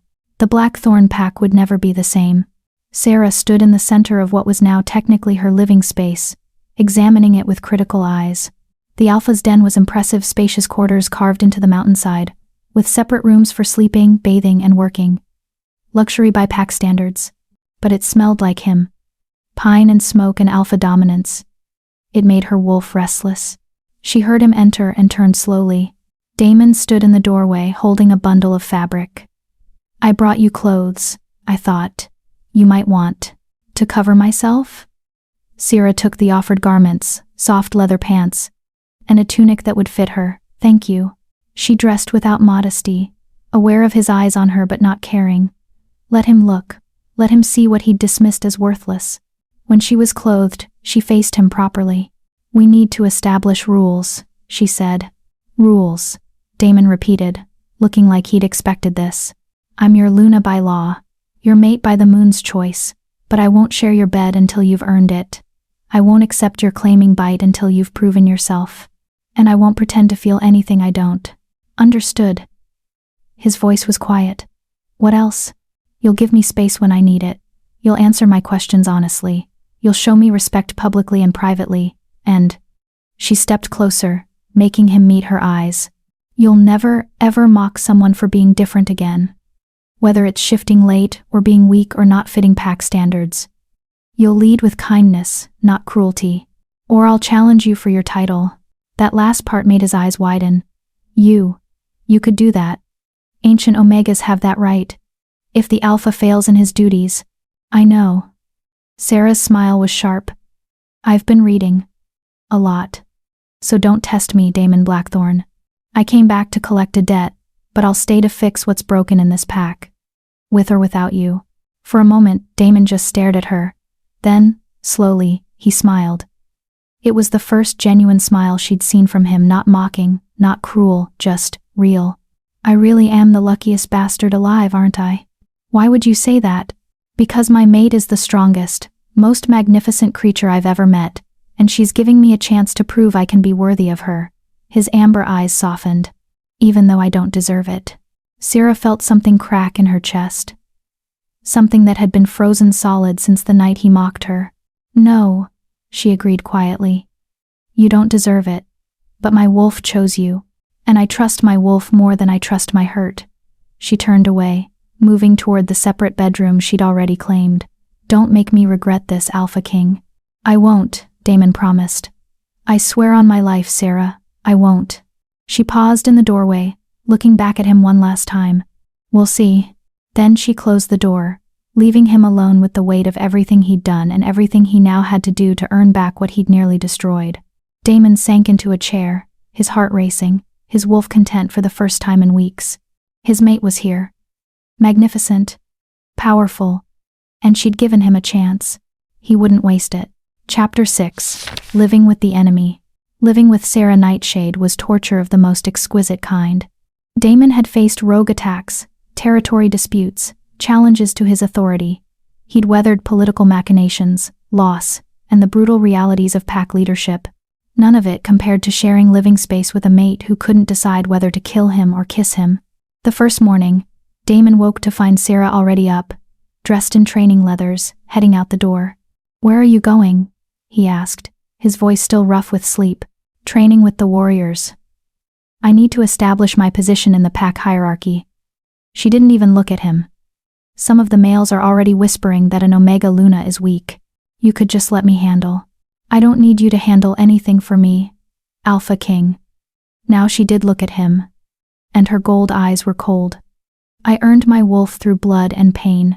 I'll earn my pack's respect the same way." She left before he could respond.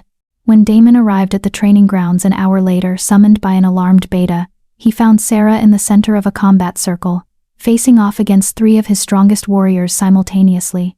She was destroying them. Her wolf training had been brutal, but it had made her fast, efficient, and utterly merciless. She moved like water, flowing around attacks, countering with precision that left her opponents gasping. Kyle Stonefang, the wolf who'd first mocked her at the ceremony, charged from her blind spot. Sarah spun, caught his arm, and used his own momentum to flip him onto his back. Before he could recover, she had her foot on his throat. "Submit," she commanded. Kyle's wolf wanted to fight, but her wolf, older, stronger, carrying ancient authority, made submission inevitable. "I submit," he gasped. Sarah removed her foot and offered him her hand. When he took it, surprised, she pulled him up and spoke loud enough for the gathered crowd to hear. "I don't expect you to like me. I don't expect you to understand how an Omega can be Luna. But I expect your respect, and I'll earn it one fight at a time if I have to." She turned to face the crowd. "Anyone else want to test me?" Silence. Then one of the senior warriors, a grizzled male named Victor who'd served under Damon's father, stepped forward. "Luna, I would be honored to spar with you. Not as a challenge, as a welcome." Sarah studied him, then nodded. Accepted. Their sparring match was different from the others. Victor wasn't trying to dominate or humiliate. He was testing her skills, acknowledging her strength, treating her like the warrior she'd become. When they finished, both winded, both grinning, Victor bowed formally. "The Blackthorn Pack is honored to have a Luna who can fight beside us, not just behind us." Other wolves murmured agreement. Sarah had won them. Not through Damon's authority, not through the mate bond, through her own strength. Damon felt pride and shame war in his chest. Pride that his mate was magnificent. Shame that she had to prove herself because of what he'd done to her. When she finally noticed him watching, her expression shuddered. The fierce warrior became the cold Luna, and she walked past him without a word. That night, they ate dinner in silence. Damon had tried to prepare something, a peace offering, but his cooking skills were limited. The meal was barely edible. Sarah ate it anyway, not complaining, but not thanking him either. "You fought well today," he offered. "I know. The pack is starting to respect you. They should. I'm stronger than half of them." Damon tried again. "Sarah, I know you're angry." "Angry?" She set down her fork with deliberate care. "Damon, I'm not angry. Angry is what I was the night you mocked me. What I am now is calculating. I'm deciding whether you're worth the effort it'll take to forgive you." The words hit like a physical blow. "What can I do?" he asked quietly. "Tell me what I can do to make this right." "You can't make it right. You can only make it better. Slowly, over time." She met his eyes. "You humiliated me publicly. You made me believe I was worthless. You laughed while I died inside. Those aren't things that get fixed with apologies and good intentions. Then what do they get fixed with? Proof." She stood, gathering her dishes. "Proof that you've changed. That you see people really see them instead of just dismissing them. That you lead with wisdom instead of cruelty. She moved toward the kitchen. Show me a different Alpha, Damon. Then maybe I'll show you a different Luna. She left him sitting alone at the table, and Damon finally understood the magnitude of what he had to do. He didn't just need to win her forgiveness. He needed to become someone worthy of it. The pack watched their Alpha and Luna with fascination. It was impossible not to notice the tension, the way Sierra moved through pack lands with confidence while barely acknowledging Damon's presence. The way Damon's eyes followed her constantly, hungry and hopeful and heartbroken all at once. He's got it bad, one of the younger wolves whispered. She's making him suffer, another agreed. Good, he deserves it. The older wolves remembered what Damon had done. Many of them felt uncomfortable about it now, watching Sierra prove herself daily. She wasn't defective, she never had been, and their Alpha had been cruel. But they also saw something else. Damon was changing. He started asking questions instead of issuing commands. When a young Omega, a 14-year-old boy, who hadn't shifted yet, came to him in tears, afraid he was broken like Sarah had been, Damon didn't dismiss him. Instead, he brought the boy to Sierra. Luna, Damon said formally, aware of the boy's parents watching nervously. This is Camden. He's concerned about his shift. I thought. Perhaps you could speak with him? Sarah looked at Damon, surprised. This was the first time he'd sought her help publicly, the first time he'd acknowledged her expertise. She turned to Camden, her expression softening. How old are you? 14, Luna. His voice shook. My sister shifted at 12. My brother at 11. But I can't. I can't feel my wolf at all. Come with me, Sarah said gently. She led him to a quiet corner of the pack house, away from anxious parents and curious wolves. Damon followed at a respectful distance, watching. Camden, Sierra said, kneeling so she was eye level with the boy. I didn't shift until I was 19. Do you know why? Because you were defective? He said it hesitantly, clearly afraid of offending her. No. Because my bloodline is ancient, and ancient wolves shift differently. But also, she paused, choosing her words carefully. Because I was afraid. I was so afraid of being different, of not meeting expectations, that I couldn't hear my wolf through all that fear. Camden's eyes widened. You were afraid? Terrified. Every day, the fear became a wall between me and my wolf. She took his hands. Is there something you're afraid of? The boy's face crumpled. I'm afraid. I'm afraid that if I shift, my wolf will be small. Weak. That I'll be Omega-like. He caught himself, horrified. I'm sorry, Luna. I didn't mean. It's okay. Sarah's voice was gentle. You're afraid of being Omega, because this pack taught you that Omega means worthless. But you've seen me fight. You've seen my wolf. Does it look weak to you? No, Luna. You're amazing. I am Omega. And I am strong. Those things aren't contradictory. She squeezed his hands. Your wolf will come when you're ready. When you can accept whatever form it takes. Don't rush it. Don't fear it. Just be patient with yourself. Tears streamed down Camden's face. Thank you, Luna. After the boy left looking lighter, more hopeful, Sarah turned to find Damon watching her with an expression she couldn't quite read. What? She asked, defensive. You're going to be an incredible Luna, he said quietly. Not because you're powerful, but because you understand what it's like to hurt, to feel less than, and you use that understanding to help others. Sarah didn't know how to respond to that, so she just nodded and walked away. But something in her chest had cracked. Just a little. Sarah woke screaming. She was in her separate bedroom, had been for 3 weeks now, but the nightmare had been so vivid, so real, that she couldn't remember where she was. The ceremony, the laughter, his voice. Still can't shift? How? Tragic. But in the nightmare she never shifted. She stayed broken, stayed worthless, stayed alone. Her door burst open. Damon stood there in sleep pants, his hair disheveled, his eyes wild with concern. Sarah, what happened? Are you hurt? I'm fine. Her voice shook, betraying the lie. Just a nightmare. Go back to bed. He should have left.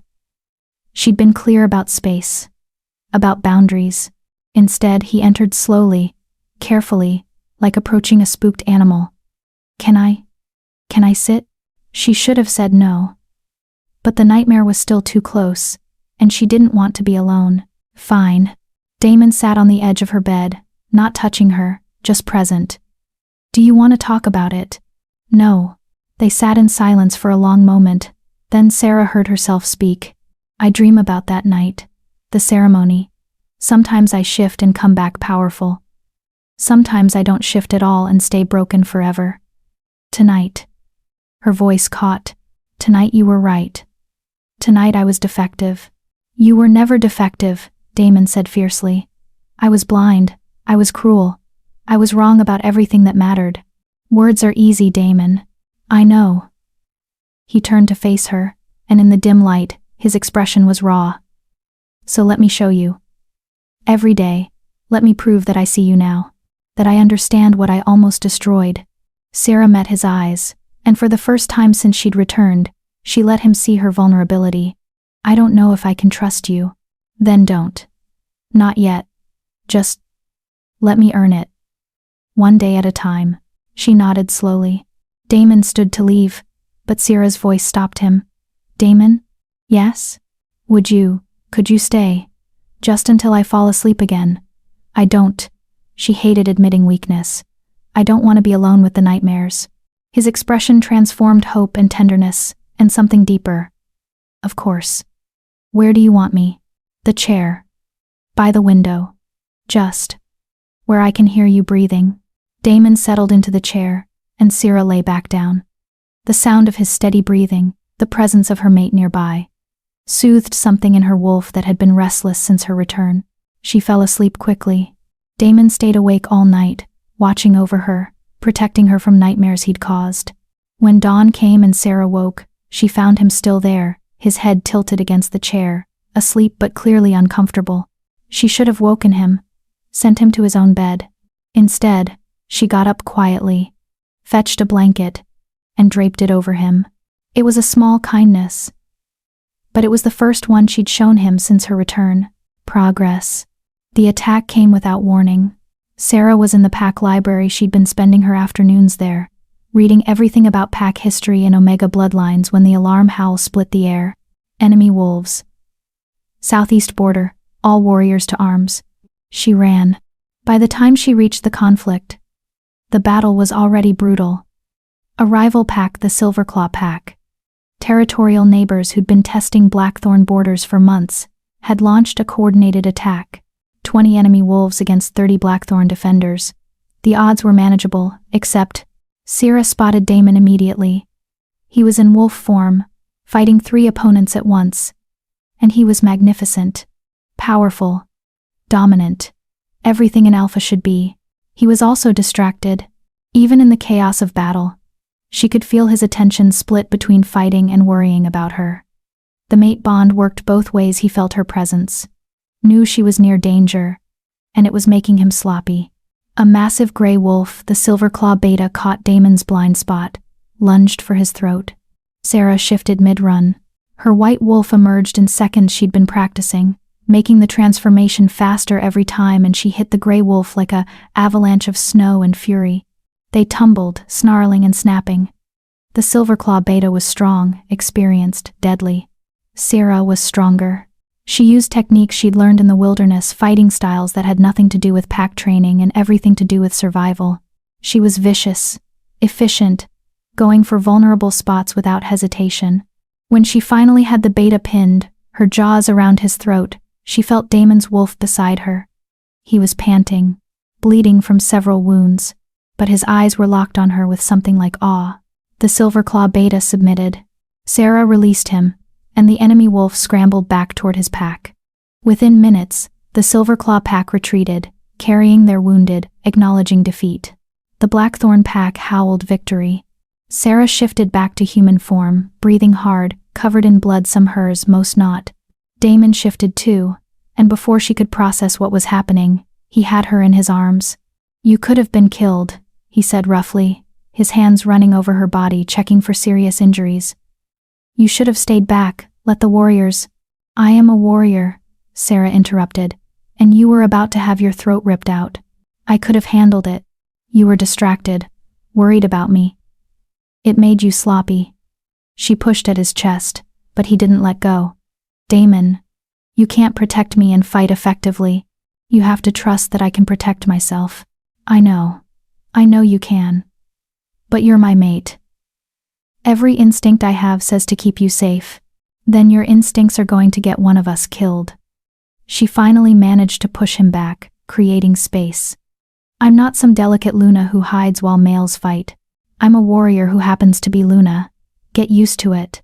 Something in her words, or maybe in the fierce way she said them, made Damon smile. It was a real smile, full of pride and resignation and something warmer. "You saved my life," he said softly. "Yes, I did. And you'd better remember it." She turned to walk toward the pack healers. She had a few gashes that needed attention but paused. "Also, thank you." "For what?" "For not ordering me to stay safe. For letting me fight. She glanced back at him. "For trusting me, even though it went against your instincts." Then she was gone, leaving Damon standing in the aftermath of battle, bleeding and exhausted and more in love than he'd ever been in his life.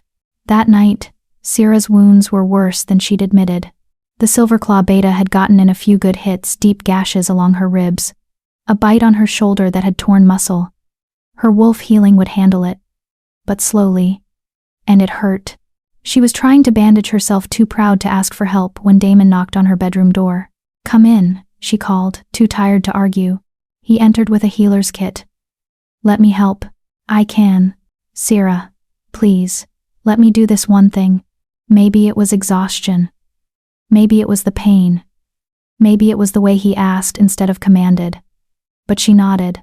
Damon worked in silence, his hands gentle as he cleaned her wounds. Applied the healing salve that would speed her recovery, wrapped bandages with practiced efficiency. "You're good at this," Sarah observed. "I've patched up a lot of warriors over the years, learned from the pack healers." His fingers traced the bandage on her shoulder with careful tenderness. "I hate that you're hurt. I hate that you were almost killed." They looked at each other, and something shifted. Some wall between them cracked. "I can't lose you," Damon said quietly. "I know I don't have the right to say that. I know I don't have your trust yet. But the thought of you dying, of you being hurt, it's worse than anything I've ever felt."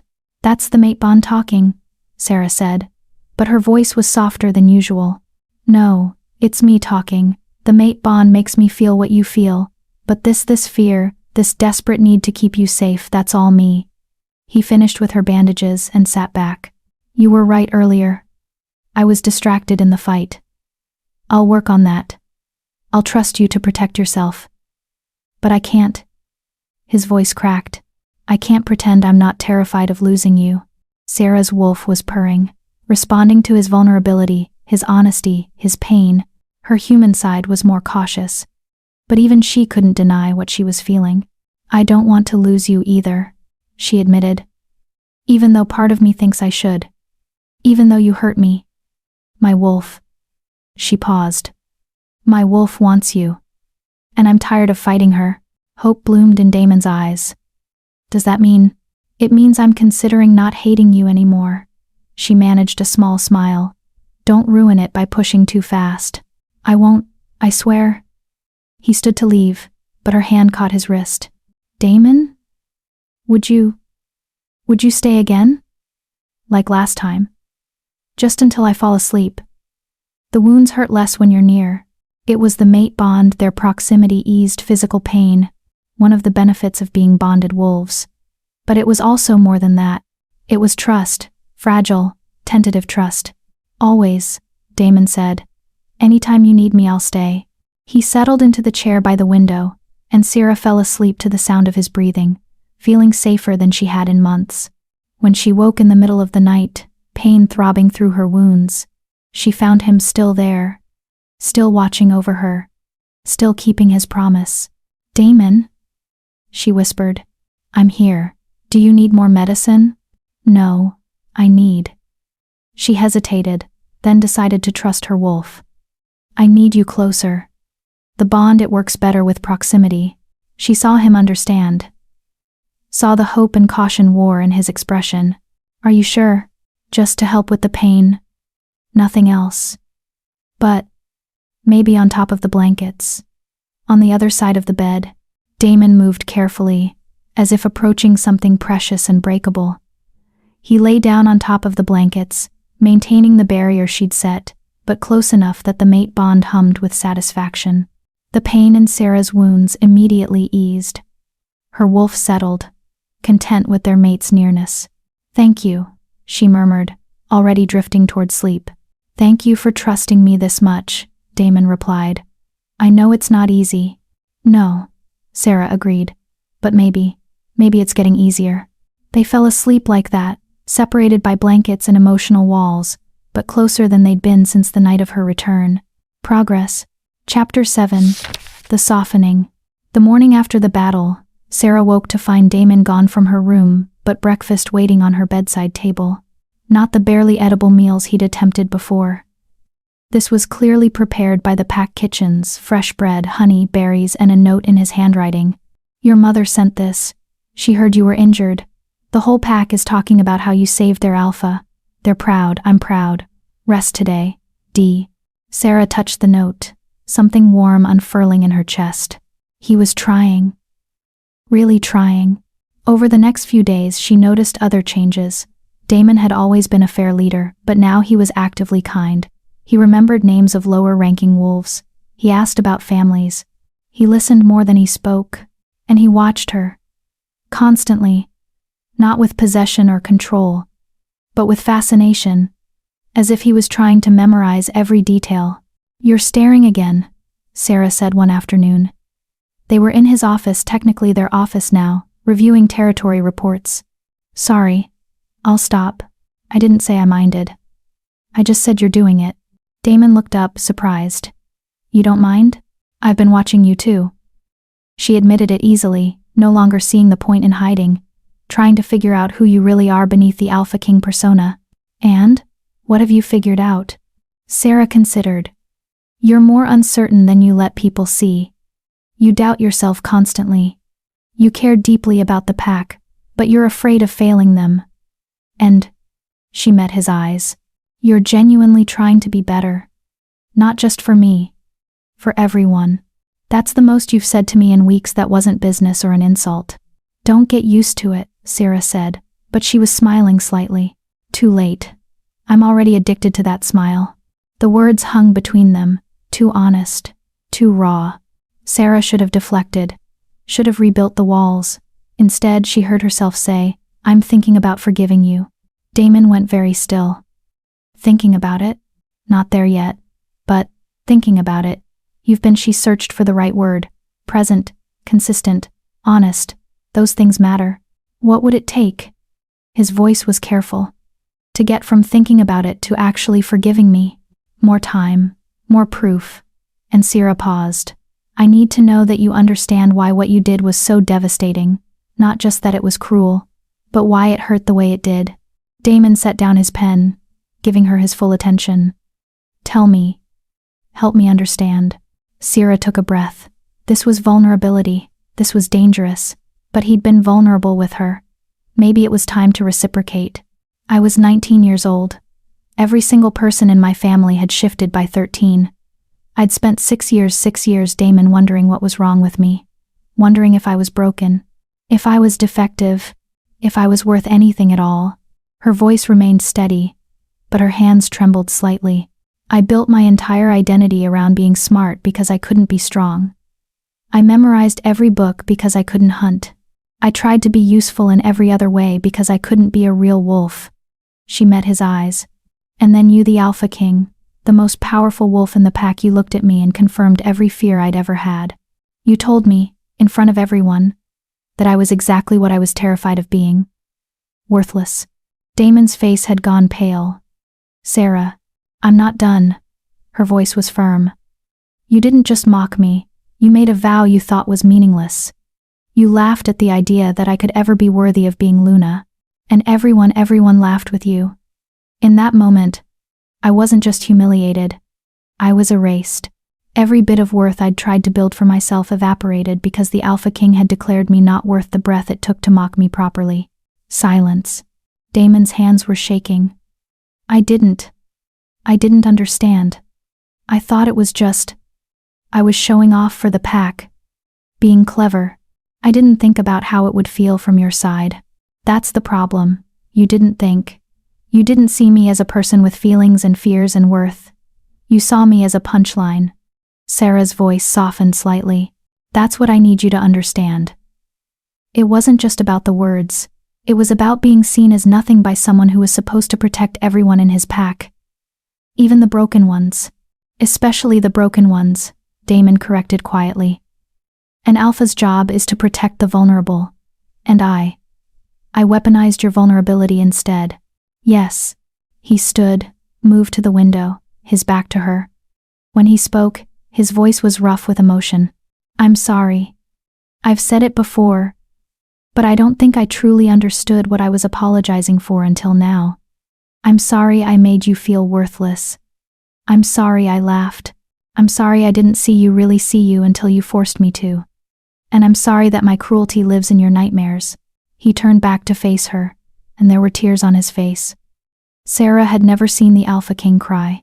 I can't take it back. I can't undo it. But I swear to you, Sarah, I see you now. I see your strength, your intelligence, your courage. I see how much you suffered to become who you are. And I see that you're worth 1,000 of me. Sarah felt her own eyes burning. Don't say that. You're worth something too. You're just learning to see it. You're defending me? Damon almost smiled through his tears. I'm trying to be fair. You hurt me. But you're also trying to heal that hurt. Those things can both be true. She stood, moved closer to him. Not touching, but close enough to feel his warmth. I'm not ready to forgive you completely. But I'm ready to stop hating you. Is that enough for now? It's more than I deserve. Damon's voice was thick. It's everything. They stood there, inches apart, the mate bond humming between them, with approval and warmth and hope. I should get back to work, Sarah said finally. Of course. Damon gestured vaguely at his tear-stained face. Give me a moment to look like an alpha again. Sarah surprised herself by reaching up and wiping one of his tears with her thumb. The touch was gentle, intimate. You look more like an alpha right now than you ever have, she said softly. Because you're being real. Vulnerable, human. Then she left before she could do something stupid like kiss him. Behind her, Damon stood frozen, his skin burning where she'd touched him, hope blooming in his chest like spring after a long winter. Come with me. Sarah appeared at Damon's office door just after sunset, dressed in clothes she could easily shed for shifting. Come where? Damon looked up from his paperwork, surprised. The forest. I want to run. And she hesitated, then committed. I want you to run with me. As wolves. Together. This was huge. She'd avoided running with him since her return, keeping their wolves carefully separated. This was an offering. An invitation. Are you sure? Damon asked carefully. No. But I'm going to do it anyway. Are you coming or not? They ran to the edge of pack lands in human form, to a clearing Sarah had chosen specifically, private, safe, perfect for what she had in mind. Rules, Sarah said as they both stripped down, preparing to shift. We run. We don't hunt together, that's too intimate. We don't. She blushed slightly. We don't do anything that wolves do when they're mating. This is just running, being wolves together, nothing more. Understood. Damon's eyes held hers. Thank you for this. I know it's not easy. It's terrifying, Sarah admitted. My wolf wants to. She cut herself off. Wants to what? Wants to do all the things I just said we wouldn't do. She wants to claim you. Accept your claim. Run until we're too tired to think and then. She shook her head. She doesn't understand why I'm holding back. My wolf doesn't understand either, Damon said quietly. He's been patient, but he's suffering. Every day, being near you but not being able to touch you, claim you, show you how much we bay. He stopped. Sorry. That's not fair to put on you. No. It's honest. And I appreciate honesty. Sarah took a breath. Let's shift. Before I lose my nerve. They shifted together. Sierra's white wolf emerged first, smooth, practiced, beautiful. Damon's black wolf followed seconds later, massive, powerful, magnificent. For a moment, they just stared at each other. Then Sierra's wolf took off running, and Damon's wolf chased. Not hunting, not pursuing, just running together through the forest, weaving between trees, leaping over fallen logs, racing across clearings silvered by moonlight. It was pure joy. Sierra's wolf had been running alone for weeks in the wilderness. Running with her mate, with Damon's powerful presence beside her. Matching her stride for stride felt like coming home. Their wolves were perfectly synchronized. When she turned, he turned. When he slowed, she slowed. They moved like water, like wind, like two parts of a whole. No words were exchanged. Wolves didn't speak human language, but emotions flowed through the mate bond. His awe at her speed, her admiration for his power, their shared joy in simply being together. When they finally stopped, panting, at a stream deep in pack territory, Sierra's wolf made a decision. She approached Damon's wolf slowly, deliberately, and pressed her head against his chest, a gesture of affection, of trust, of acceptance. Damon's wolf went very still, as if afraid to breathe and break the moment. Then carefully he pressed back, his head rubbing against hers, a low rumble of contentment vibrating through his chest. They stood like that for long minutes, just touching, just being close, their wolves finally at peace. When they shifted back to human form, naked and standing in the stream, Sierra was smiling. That was perfect, Damon finished. That was perfect. My wolf likes your wolf, Sarah said, as if this was a revelation. My wolf worships yours. They dressed in comfortable silence and walked back to the den side by side. Not touching, but close enough that their hands occasionally brushed. At her bedroom door, Sarah paused. Damon? Yes. I don't want to sleep alone tonight. Not, she clarified quickly. Not like that. But the way we did after the battle. You close but separate. Is that? Would you? Yes. His answer was immediate. Absolutely yes. So they lay together on top of the blankets, separated by fabric and agreements, but closer than they'd been since she'd returned. This is nice, Sarah murmured, already half asleep. It's everything, Damon replied. And for the first time since her return, they both slept through the night without nightmares. The Blackthorn pack had been watching their Alpha and Luna with intense interest since Sarah's return. The Cold War between them had been entertaining in a devastating way. Everyone knew the Alpha deserved to suffer, and everyone admired the Luna for making him work for her forgiveness. But now things were changing. The Luna smiled at the Alpha during pack meetings. The Alpha brought the Luna flowers from the forest. They ran together at night. Everyone heard their wolves howling in harmony. They're falling in love, Lydia Nightshade said to her mate, as they watched Sarah and Damon working together in the training grounds, teaching young wolves combat techniques. Falling in love? Robert shook his head. No, they were always in love. They're just finally admitting it. Our daughter deserves happiness, Lydia said softly. After everything she's been through. Do you think he'll give it to her? Look at him. Robert nodded toward Damon, who was watching Sarah demonstrate a defensive move with the expression of a male who'd found religion. That boy would die for her, would kill for her, would do anything she asked. She's not just his Luna. She's his salvation. Lydia smiled. Good. She should be. The young wolves being trained noticed too. Camden, the 14-year-old who still hadn't shifted, approached Sarah during a break. Luna, can I ask you something? Of course. When did you know that you didn't hate the Alpha anymore? Sarah considered the question carefully.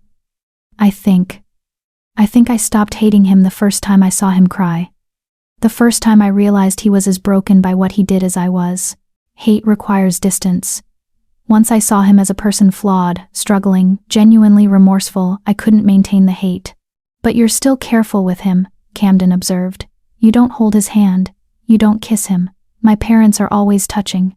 Your parents have been mated for 20 years.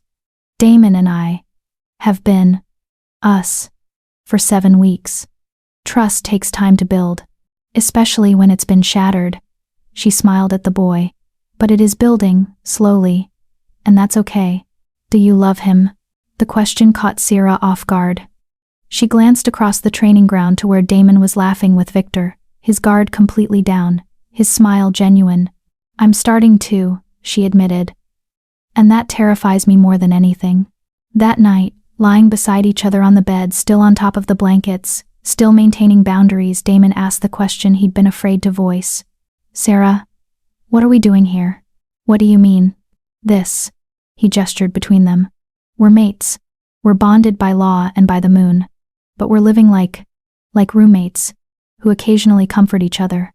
"I'm not complaining," he added quickly. "I'll take whatever you're willing to give. But I need to know. Is this temporary?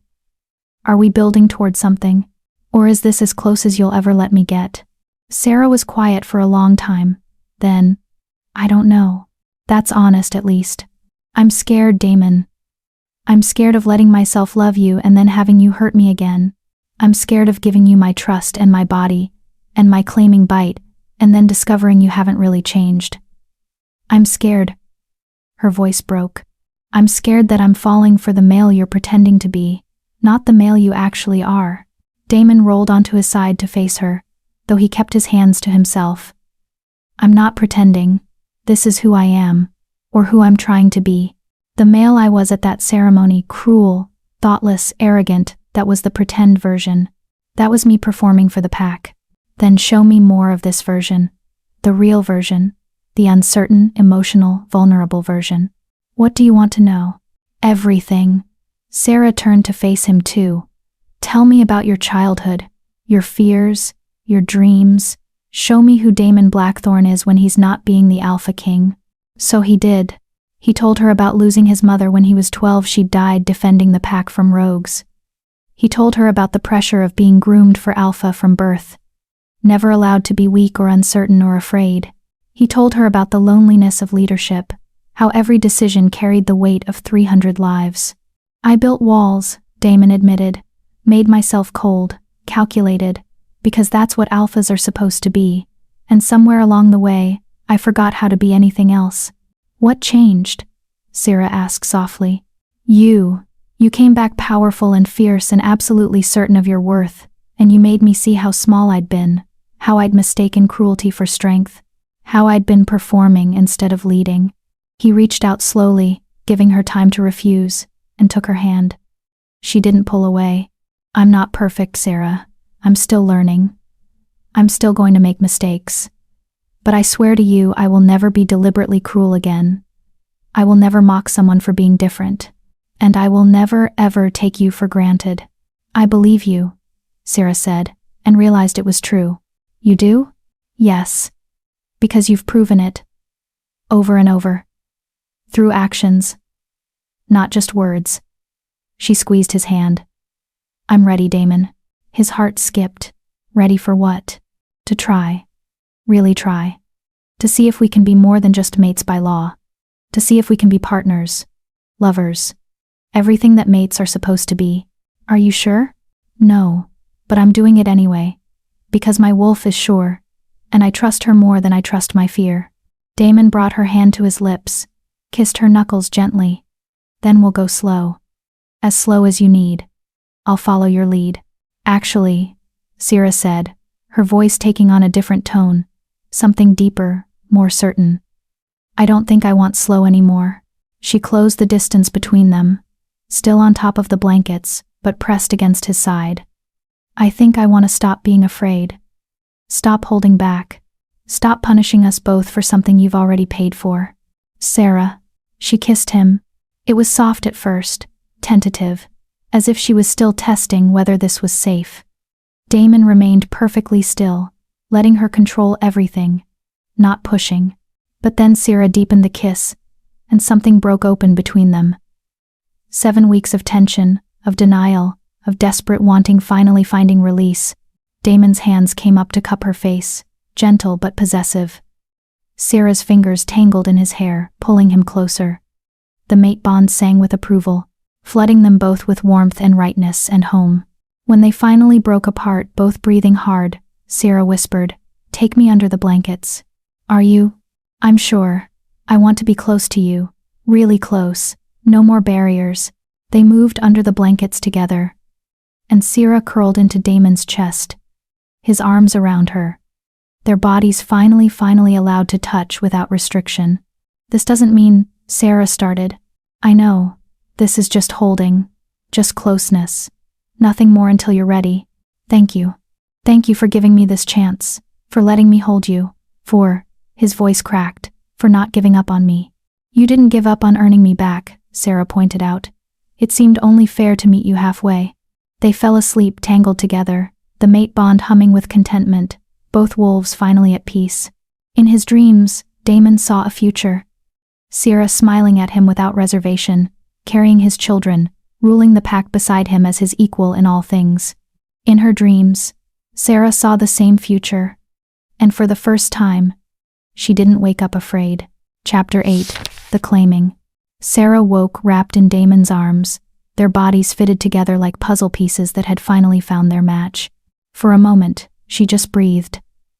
Felt his heart beat against her back, felt the mate bond humming with contentment. Felt, for the first time since that terrible ceremony 8 weeks ago, completely safe. You're thinking too loud, Damon murmured against her hair, still half asleep. How do you know I'm thinking? Your breathing changes, your body tenses. It's like I can feel your thoughts through the bond. He pressed a kiss to her shoulder, casual, intimate, perfect. Want to share? Sarah turned in his arms to face him. In the morning light, Damon looked softer, younger, the harsh lines of the Alpha King smoothed into something more human. I'm thinking, she said carefully, that I'm tired of waiting. His amber eyes sharpened, suddenly very awake. Waiting for what? For the perfect moment, for absolute certainty, for some magical sign that says I'm ready to stop holding back. She traced his jawline with her finger. I think I've been using caution as an excuse, a shield. Because as long as I'm holding back, I'm safe. I can't be hurt again. You can still be hurt, Damon said quietly. I could still fail you. I could still… Shh. She pressed her finger to his lips. You could, but you won't. I know that now. Not because you're perfect, but because you're trying. Every single day, you're trying to be better. And that's all I can ask for. What are you saying, Sarah? She took a breath, feeling her wolf rise to the surface, certain and strong. I'm saying I want the claiming bite. I want to accept you fully as my mate. I want to stop living in fear and start living in whatever this is between us. Love, Damon supplied softly. This is love, at least on my end. Love, Sarah agreed, testing the word. Yes, I think it might be. Damon's expression transformed hope and joy and disbelief all at once. Are you sure? Because once we exchange claiming bites, it's permanent. There's no undoing it. I'm sure. Or sure enough. Which is the same thing when you're dealing with matters of the heart. She smiled. Unless you've changed your mind? Never. Not in 1,000 years. Not if you gave me the choice between claiming you and breathing, I'd choose you every time. That's impractical. You need to breathe. Then I'd figure out how to do both. He cupped her face, his thumb tracing her cheekbone. When? How? Do you want ceremony? Privacy? The pack as witnesses? Tonight. Just us. No witnesses. I want this to be ours, Damon. Not the pack's, not anyone else's. Just ours. Tonight, he breathed. Perfect. The day passed in a blur of normalcy and anticipation. Sarah trained with the warriors in the morning. She'd established a daily routine of combat practice, both to maintain her skills and to reinforce her position as a Luna who could fight. Kyle Stonefang, the wolf who'd first mocked her, was now one of her most dedicated students. Luna, he said after their sparring session, can I ask you something? Of course. That night. At the ceremony. I was the one who pointed you out. Made you visible when you wanted to hide. His face was tight with shame. I've wanted to apologize for weeks, but I didn't know how. Sarah studied him. Kyle was young, barely 22, and had clearly been parroting the pack's prejudices without thinking about the real person behind them. Why did you do it? She asked. Honestly, I wanted attention. Wanted the alpha to notice me, to laugh at my joke. I didn't think about how it would feel for you. I was thoughtless. Cruel without even meaning to be cruel. That's often how cruelty works, Sarah said. It's casual, thoughtless. We don't consider the impact because we're not the ones feeling it. She paused. I accept your apology, Kyle, but more importantly, I want you to learn from it. Next time you see someone struggling, someone different, someone the pack has decided is less than, I want you to stand up for them instead of pointing them out for mockery. I will, Luna. I swear it.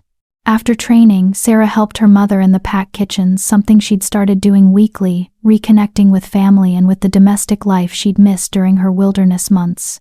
You're glowing, Lydia observed, kneading bread dough. Something's different today. Is it that obvious? To your mother? Yes. Lydia smiled. You've decided something. Something important. Sarah couldn't help but smile back. Tonight we're completing the bond. The claiming bites. Her mother's hands stilled. Then she was pulling Sarah into a flour-dusted hug, tears streaming down her face. Oh, baby. I'm so happy for you. He's a good male. I know what he did was terrible, but I've watched him these past weeks. He loves you desperately. I know. And I love him too. Finally, completely. Does he know you're planning this tonight? Yes. We decided together this morning. Lydia pulled back, studying her daughter's face. You're sure? There's no pressure. I'm sure, Mom. For the first time since I came back, I'm absolutely certain. He's earned this. He's earned me. And I'm ready to stop punishing us both. Damon spent the afternoon preparing their den. He cleared his office, their shared workspace, of all pack business. He prepared a meal himself, with help from the kitchens, because his cooking skills were still limited but improving. He gathered soft blankets and pillows, creating a nest-like space in the main room where they could be comfortable. He was nervous. Terrified, actually. You look like you're preparing for battle, Thomas observed, finding his alpha arranging furniture for the fourth time. I feel like I am. Damon adjusted a pillow. Tonight, Sarah and I are exchanging claiming bites. Thomas's eyes widened. Damon. That's wonderful. Why do you look so worried? Because I have to do this right. I have to make sure she knows. He stopped, frustrated. I've hurt her so badly. This claiming is everything. It's permanent. And I need her to feel safe, cherished, loved, not pressured or… Damon. Thomas gripped his friend's shoulder. Stop. You've been proving yourself for 8 weeks. She's choosing this. Choosing you. Trust that she knows what she wants. But what if You won't. You've changed. The entire pack has seen it. More importantly, she's seen it. Thomas smiled. Go be with your mate. Stop overthinking. Just love her. The rest will follow. After Thomas left, Damon stood in the center of their den and took a breath. Tonight, everything changed. Tonight, Sarah would be his in every way that mattered. He just had to make sure he was worthy of the gift she was giving him. Sarah arrived at sunset, her hair damp from bathing, dressed in simple leather pants and a soft tunic. She looked nervous and determined and beautiful. Hi, she said, almost shyly. Hi. Damon couldn't stop staring. You look… terrified? Perfect. You look perfect. She smiled, some of her nervousness easing. So do you. And this.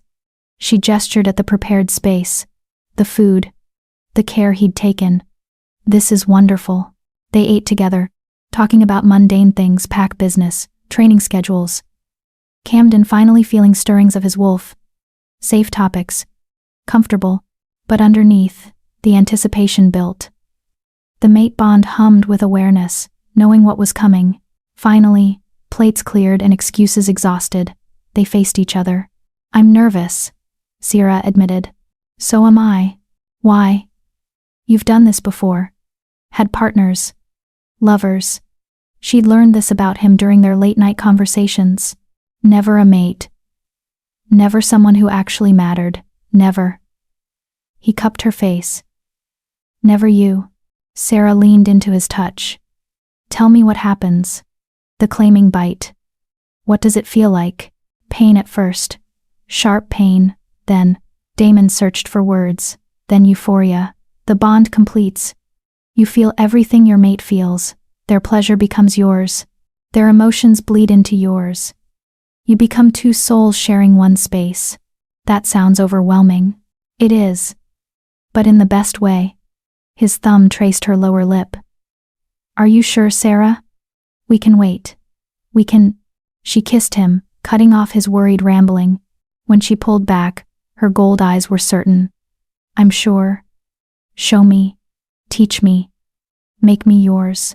Damon kissed her again, deeper this time, his hands sliding into her hair.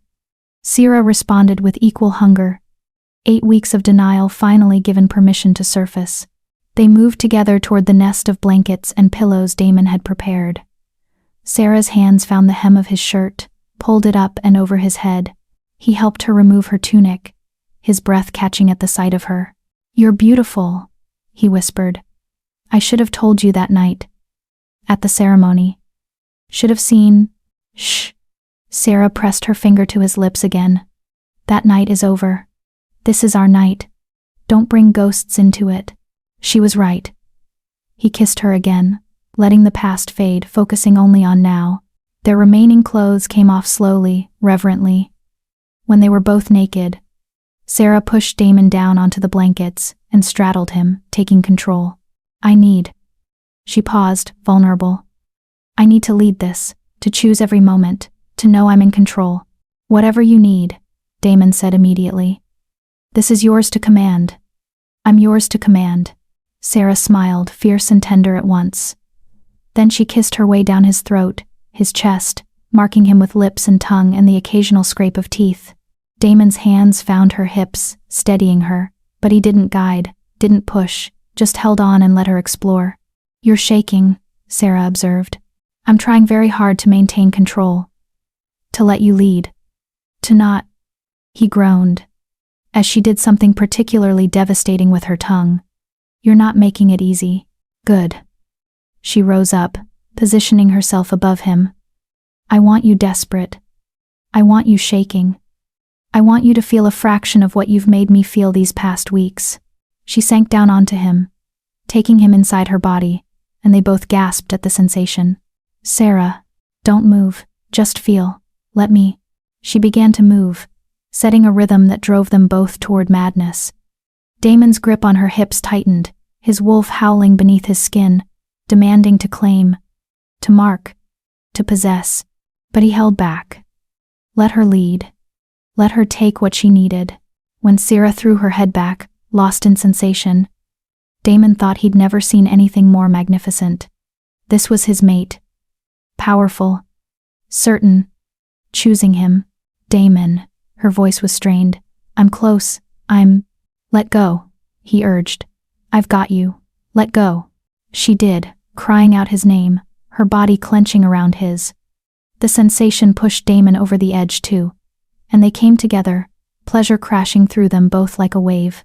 In the aftermath, breathing hard, still connected, Sarah leaned down and whispered against his ear. Now the claiming bite. Are you ready? Yes. God, yes. The claiming bite was intimate beyond anything Damon had imagined. Sarah shifted first just her teeth, letting her fangs emerge. She kissed his throat, found the perfect spot where his neck met his shoulder, and bit down. The pain was sharp and immediate. But underneath it was something else. A connection snapping into place. The mate bond completing. Becoming unbreakable. Damon felt everything Sarah felt. Her love, her lingering fear, her determination, her hope for their future. All of it flooded through the bond, overwhelming and perfect. When she released him, blood on her lips, her eyes were glowing pure gold. Your turn, she whispered, tilting her head to expose her throat. Claim me, Damon. Make me yours. Damon's fangs emerged. He pulled Sarah closer, positioned his mouth over the mirror spot on her neck, and bit down. Her blood filled his mouth hot and sweet and mate. The bond completed from his side. And suddenly he could feel everything. Her pleasure. Her joy. Her absolute certainty that this was right. And beneath it all, her love. Overwhelming. Unconditional love that she'd been too afraid to show until now. When he released her, they stared at each other, both breathing hard, both marked, both forever changed. "I love you," Sierra said, the words finally free. "I love you so much it terrifies me. But I'm not running anymore. I'm staying. I'm yours." "I love you," Damon replied, his voice rough with emotion. "I've loved you since the moment you came back with fire in your eyes and demanded I keep my vow. Maybe even before that. Maybe from the moment you looked at me at that ceremony and refused to cry." They kissed again, tasting each other's blood, sealing the bond. The rest of the night passed in a blur of lovemaking and whispered confessions and wolves running together in perfect harmony. By dawn, they were exhausted, marked, and completely, irrevocably bonded. Sarah woke to find Damon watching her, his expression soft with wonder. "What?" she asked, her voice rough from screaming his name half the night. "You're really mine. This isn't a dream. Not a dream. Very real. Very permanent." She traced the claiming bite on his shoulder already healed to a scar that would mark him as claimed for life. "Do you regret it? Do you regret it?" "Never. Not for a single second." "You?" "No." She curled closer. "I thought I'd regret it. Thought I'd wake up and panic. But I don't. I just feel complete." "The bond," Damon explained. "It does that. Makes everything feel right." "It's not just the bond." Sarah met his eyes. "It's you. You've proven yourself. Earned this. Earned me. And I'm done holding back." "What does that mean?" "It means I'm ready to be your Luna in every way. Your mate. Your partner. Your equal." She kissed him softly. "It means I'm ready to let you love me without fear, and to love you back without reservation." Damon's eyes filled with tears. "I don't deserve you. Probably not. But you're stuck with me anyway." She smiled. "Besides, you're going to spend the rest of your life making up for that ceremony. I'm planning to make you work very hard." "Good. I want to work for you. Want to prove every day that I'm worthy. Then let's start today." Sarah sat up, gloriously naked and unconcerned. "We have a pack to lead, young wolves to train, an Omega named Camden who still needs guidance, and," she grinned, "we have a public ceremony to plan." "Public ceremony?" "The pack witnessed our Luna bonding, but they didn't witness our claiming. Some of them are probably wondering if it's real, if we've really accepted each other." She pulled him up. "So we'll show them. We'll host a celebration. Show off our claiming marks. Make it official in their eyes too." "You want to show off that you chose me?" "I want to show off that we chose each other. That the defective Omega and the cruel Alpha King found a way to become something better together." Damon pulled her into his arms, breathing in her scent now mixed with his, marking her as claimed. "Have I mentioned that you're the best thing that ever happened to me?" "Once or twice. But feel free to mention it again. You're the best thing that ever happened to me. The best thing that ever will happen to me. And I'll spend every day of our lives together proving I know how lucky I am." Sarah kissed him, deep and thorough and full of promise. "Good," she said when they finally broke apart. "Because I'm holding you to that. Just like I held you to your original vow. When I shift, you will make me Luna," Damon recited. "And you did," Sarah finished. "Turns out, you're pretty good at keeping your word." Eventually, they laughed together, two mates who'd found their way through cruelty to love, through hate to understanding, through breaking to healing. And as they dressed to face the pack, to show the world that they were claimed, bonded, and completely in love, Sarah whispered the vow one more time. "When I shift, you will make me Luna." Damon added his own vow. "And when you claimed me, you made me worthy of being your alpha." Together, they walked out to face their future. Epilogue. 1 year later, the ceremonial grounds were transformed. Where Sarah had once stood in shame, now stood decorative arches woven with autumn flowers. Where the pack had once laughed at her humiliation, now gathered 300 wolves dressed in celebration, waiting to honor their Luna. 1 year. 1 full year since Sarah had returned with her white wolf and claimed what was owed. "Nervous?" Damon asked, adjusting his ceremonial leathers. They stood in the Alpha's preparation chamber, getting ready for the anniversary celebration the pack had insisted on hosting. "Should I be?" Sarah countered, checking her own appearance in the mirror. She wore traditional Luna leathers, white and silver, matching her wolf with her claiming mark displayed proudly on her shoulder. You're about to address 300 wolves who once dismissed you as worthless. I'd be nervous. I was nervous a year ago. Now? She turned to face him, her gold eyes bright. Now I know exactly who I am, and they know it too. Damon pulled her close, breathing in her scent, mate and home, and everything that mattered. Have I mentioned how much I love you? Twice this morning. But I never get tired of hearing it. A knock on the door interrupted them. Elder Rowan entered, looking pleased. Luna, Alpha, the pack is assembled. They're ready. As they walked toward the ceremonial grounds, Sierra's hand found Damon's. He squeezed gently. Whatever happens, he murmured. I'm proud of you. Of us. Of what we've built. Whatever happens. Sierra raised an eyebrow. Damon, we've literally planned this entire ceremony. Nothing unexpected is going to happen. Famous last words. Elder Rowan's voice carried across the assembled pack. 1 year ago, we witnessed something unprecedented. Our Luna returned to us, transformed, powerful, magnificent. She came to collect a debt, and in doing so, she changed our pack forever. Sarah stood in the center of the ceremonial circle, Damon beside her, and looked out at faces that had once mocked her. Many now showed respect, admiration, even love. Luna Sarah has proven herself in countless ways, the elder continued. She fights beside our warriors. She trains our young. She leads with wisdom and strength. But perhaps most importantly, he smiled. She showed us that being different doesn't mean being less. It means being something the pack has never seen before. Applause rippled through the crowd. Today we honor her. We honor the bond she shares with our Alpha. And we honor the new traditions she's helping us build.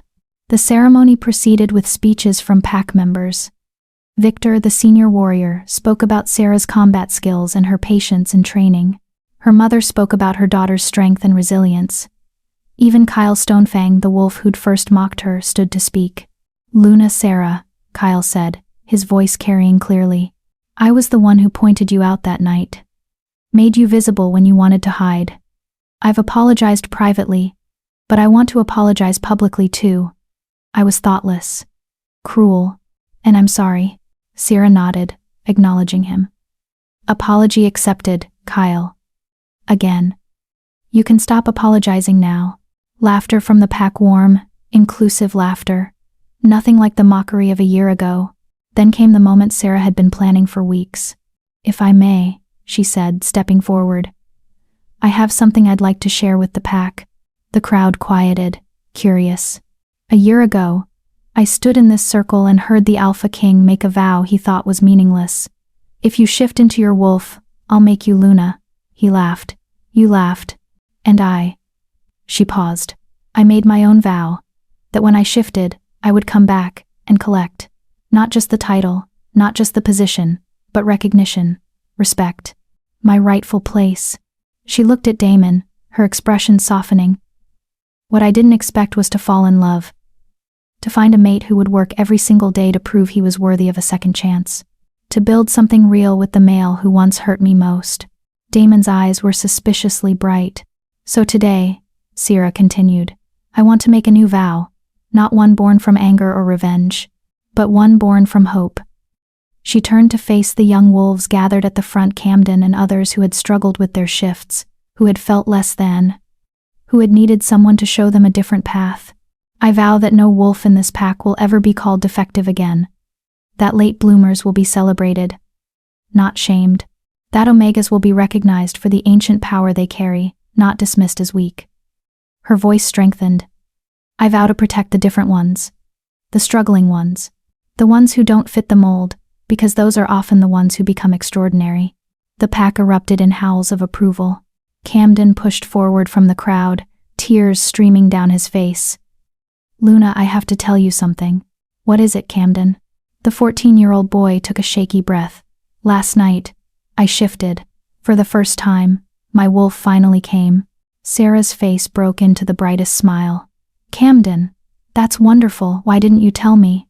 I wanted to wait. Wanted to show everyone during the ceremony that you were right. That being late doesn't mean being defective. He shifted smooth, practiced, as if he'd been doing it for years. His wolf was small, omega-sized, but his eyes burned with the same ancient gold that Sarah's did. The pack gasped. Another ancient bloodline. Elder Rowan breathed. The moon has blessed us twice. Camden shifted back, grinning. I'm Omega, like you, Luna. And I'm not ashamed. Sarah pulled the boy into a hug, her own eyes wet. Never be ashamed. You're perfect exactly as you are. After Camden's announcement, after the celebration and the feast, after the pack had howled their approval and their joy, Sarah and Damon finally had a moment alone. They stood at the edge of the ceremonial grounds, watching the pack celebrate under the moonlight. You knew, Damon accused gently. About Camden. You knew he was going to shift. I suspected. He came to me last week, said he felt something stirring. I told him to be patient, to trust it. She leaned against her mate. I'm glad he waited to show everyone. It was perfect. You're building something incredible, Damon said. A pack where being different is celebrated. Where omegas are powerful. We're building it, Sarah corrected. Together. You've changed as much as I have this year. Because you changed me. Made me see what I was blind to before. They stood in comfortable silence for a moment. Then Sarah spoke again. Her voice carrying a new note. Nervous. Excited. Uncertain. Damon, I have something to tell you. He turned to face her fully, immediately attentive. What is it? Are you okay? I'm fine. Better than fine. She took his hand and placed it on her stomach. I'm pregnant. The world stopped. Damon stared at her, his hand on her flat belly, his mind trying to process what she'd just said. There's a pup. Yes. I'm about 6 weeks along. I wanted to be sure before I told you. She bit her lip, suddenly uncertain. Are you happy? I know we haven't talked about children yet. And if it's too soon. Damon kissed her. Deep, thorough, joyful. When he pulled back, there were tears streaming down his face. Happy? Sarah? I'm beyond happy. He dropped to his knees, pressing his forehead against her stomach. We're going to have a pup. You're giving me a family. A real family. We're giving each other a family, Sarah corrected, running her fingers through his hair. You, me, and whoever this little one turns out to be. I hope they have your eyes, your strength, your courage. I hope they have your heart, your capacity for change, your determination to be better. Damon stood, pulling her close. I love you. So much. I never thought.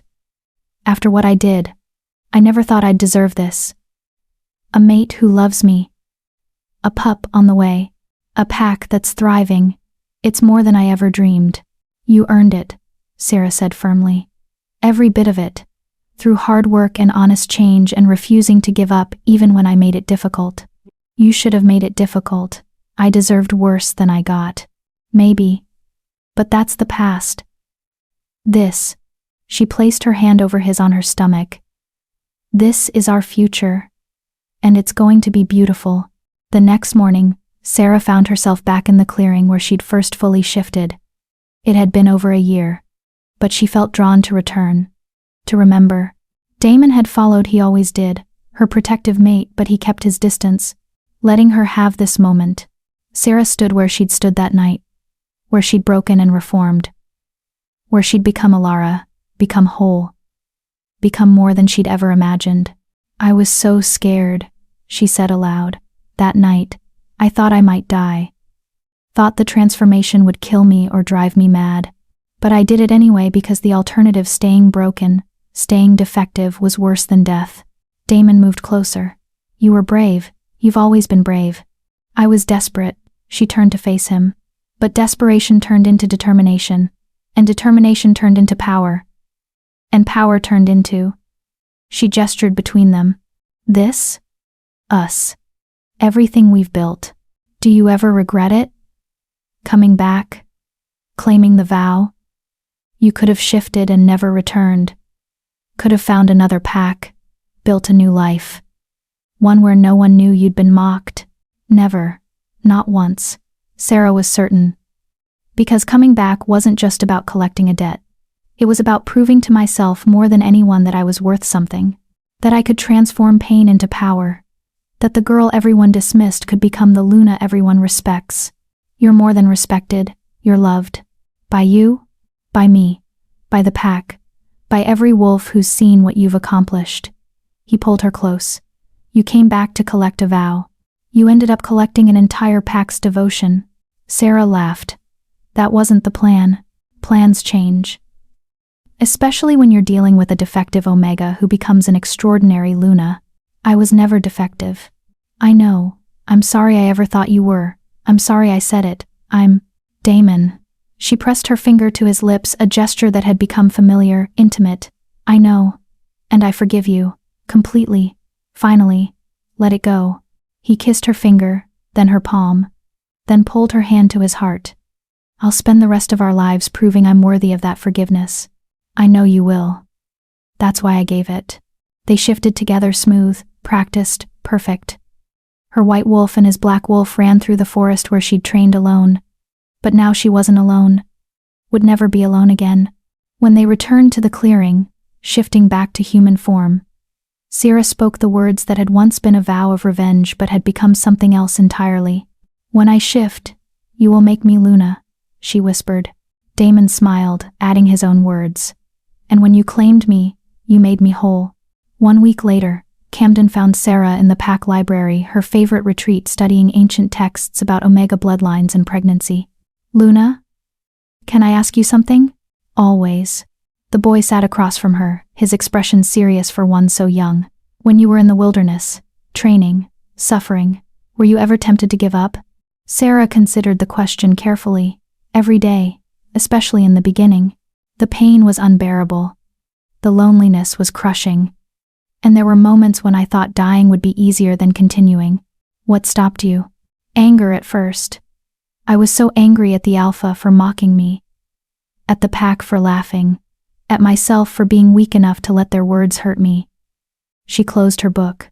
But anger can only sustain you for so long. Eventually, I had to find a different reason. What reason? Me. I stayed for me. Because I realized that shifting wasn't about proving anything to Damon or the Pack. It was about proving something to myself. That I could do hard things. That I could transform pain into power. That I was worth the effort it took to become whole. Camden nodded slowly. I felt that way too. Before I shifted, everyone kept asking when my wolf would come, and I wanted to give up. Wanted to accept that maybe I'd never shift. But then I met you, and you showed me it was possible. That late bloomers could still be powerful. You are powerful, Camden. You shifted at 14, that's not even that late. You just needed someone to believe in you. You believed in me when no one else did. Not even myself. He stood. Thank you, Luna, for everything you've done. For changing the Pack. For showing us that different doesn't mean less. After he left, Sarah sat alone with her thoughts. She thought about the girl she'd been frightened, ashamed, convinced she was broken. She thought about the journey through wilderness and pain that had transformed her. She thought about Damon, about forgiveness, about love earned rather than given. And she thought about the future, a pup on the way, a pack that valued strength, in all its forms. Young wolves like Camden, who would grow up knowing that being different was something to celebrate rather than hide. The white wolf that had once been dormant stirred in her mind Ilara, ancient and wise, satisfied with the life they'd built. We did it, Sarah said silently to her wolf. We became exactly what we needed to be. No, Ilara corrected gently. We became exactly what we always were. We just finally had the courage to show it. Sarah smiled and returned to her reading, researching Omega pregnancies, preparing for the next chapter of her life. The defective Omega who couldn't shift was gone, replaced by the Luna, who had proven that sometimes the most powerful transformations happen to those who refuse to accept the limits others place on them. When Damon found her hours later, still reading by lamplight, he simply sat beside her and took her hand. No words needed, just presence, just love, just the certainty that they were exactly where they belonged. Together. That night, as they lay in bed, tangled together as they always were now, Sarah spoke into the darkness. Damon, do you remember what you said to me that night at the ceremony? Every word. It haunts me. Tell me again. I want to hear it. He was confused but complied. I said, still can't shift? How tragic. And then I made the vow. If you shift into your wolf, I'll make you Luna. And I said, you said, when I shift, you will make me Luna. And I'll hold you to every word. Sarah was quiet for a moment. Then, I'm glad you said it. What? I'm glad you were cruel that night. Glad you mocked me. Glad you made that vow. She turned to face him in the darkness. Because without that pain, I never would have left. Never would have found my wolf. Never would have become who I am now. Your cruelty was the catalyst that transformed my entire life. I don't deserve for you to see it that way. Maybe not. But it's how I see it, anyway. You broke me. But breaking isn't always the end. Sometimes it's just the beginning of becoming something stronger. Damon pulled her closer, his hand finding her stomach where their pup was growing. I'll make sure our child never knows that kind of cruelty. From me or anyone else. Good. But also, Sarah smiled in the darkness. Don't shelter them too much. A little struggle builds character. A little pain teaches resilience. Just let them know they're loved even when they struggle. That's what makes the difference. Thanks for watching. Loved and valued and seen, Damon agreed. Always. They fell asleep like that. Two wolves who had found their way through darkness to light, through hate to love, through breaking to healing. And somewhere in the wilderness where Sarah had trained alone, where she'd suffered and transformed and become whole, a white wolf howled at the moon. Not in pain. Not in longing. But in triumph. Because she had kept her vow. She had collected her debt. And she had proven that sometimes the most magnificent transformations come from the deepest wounds. When I shift, you will make me Luna. The vow had been kept. The Luna had been made. And the defective Omega had become extraordinary. The end.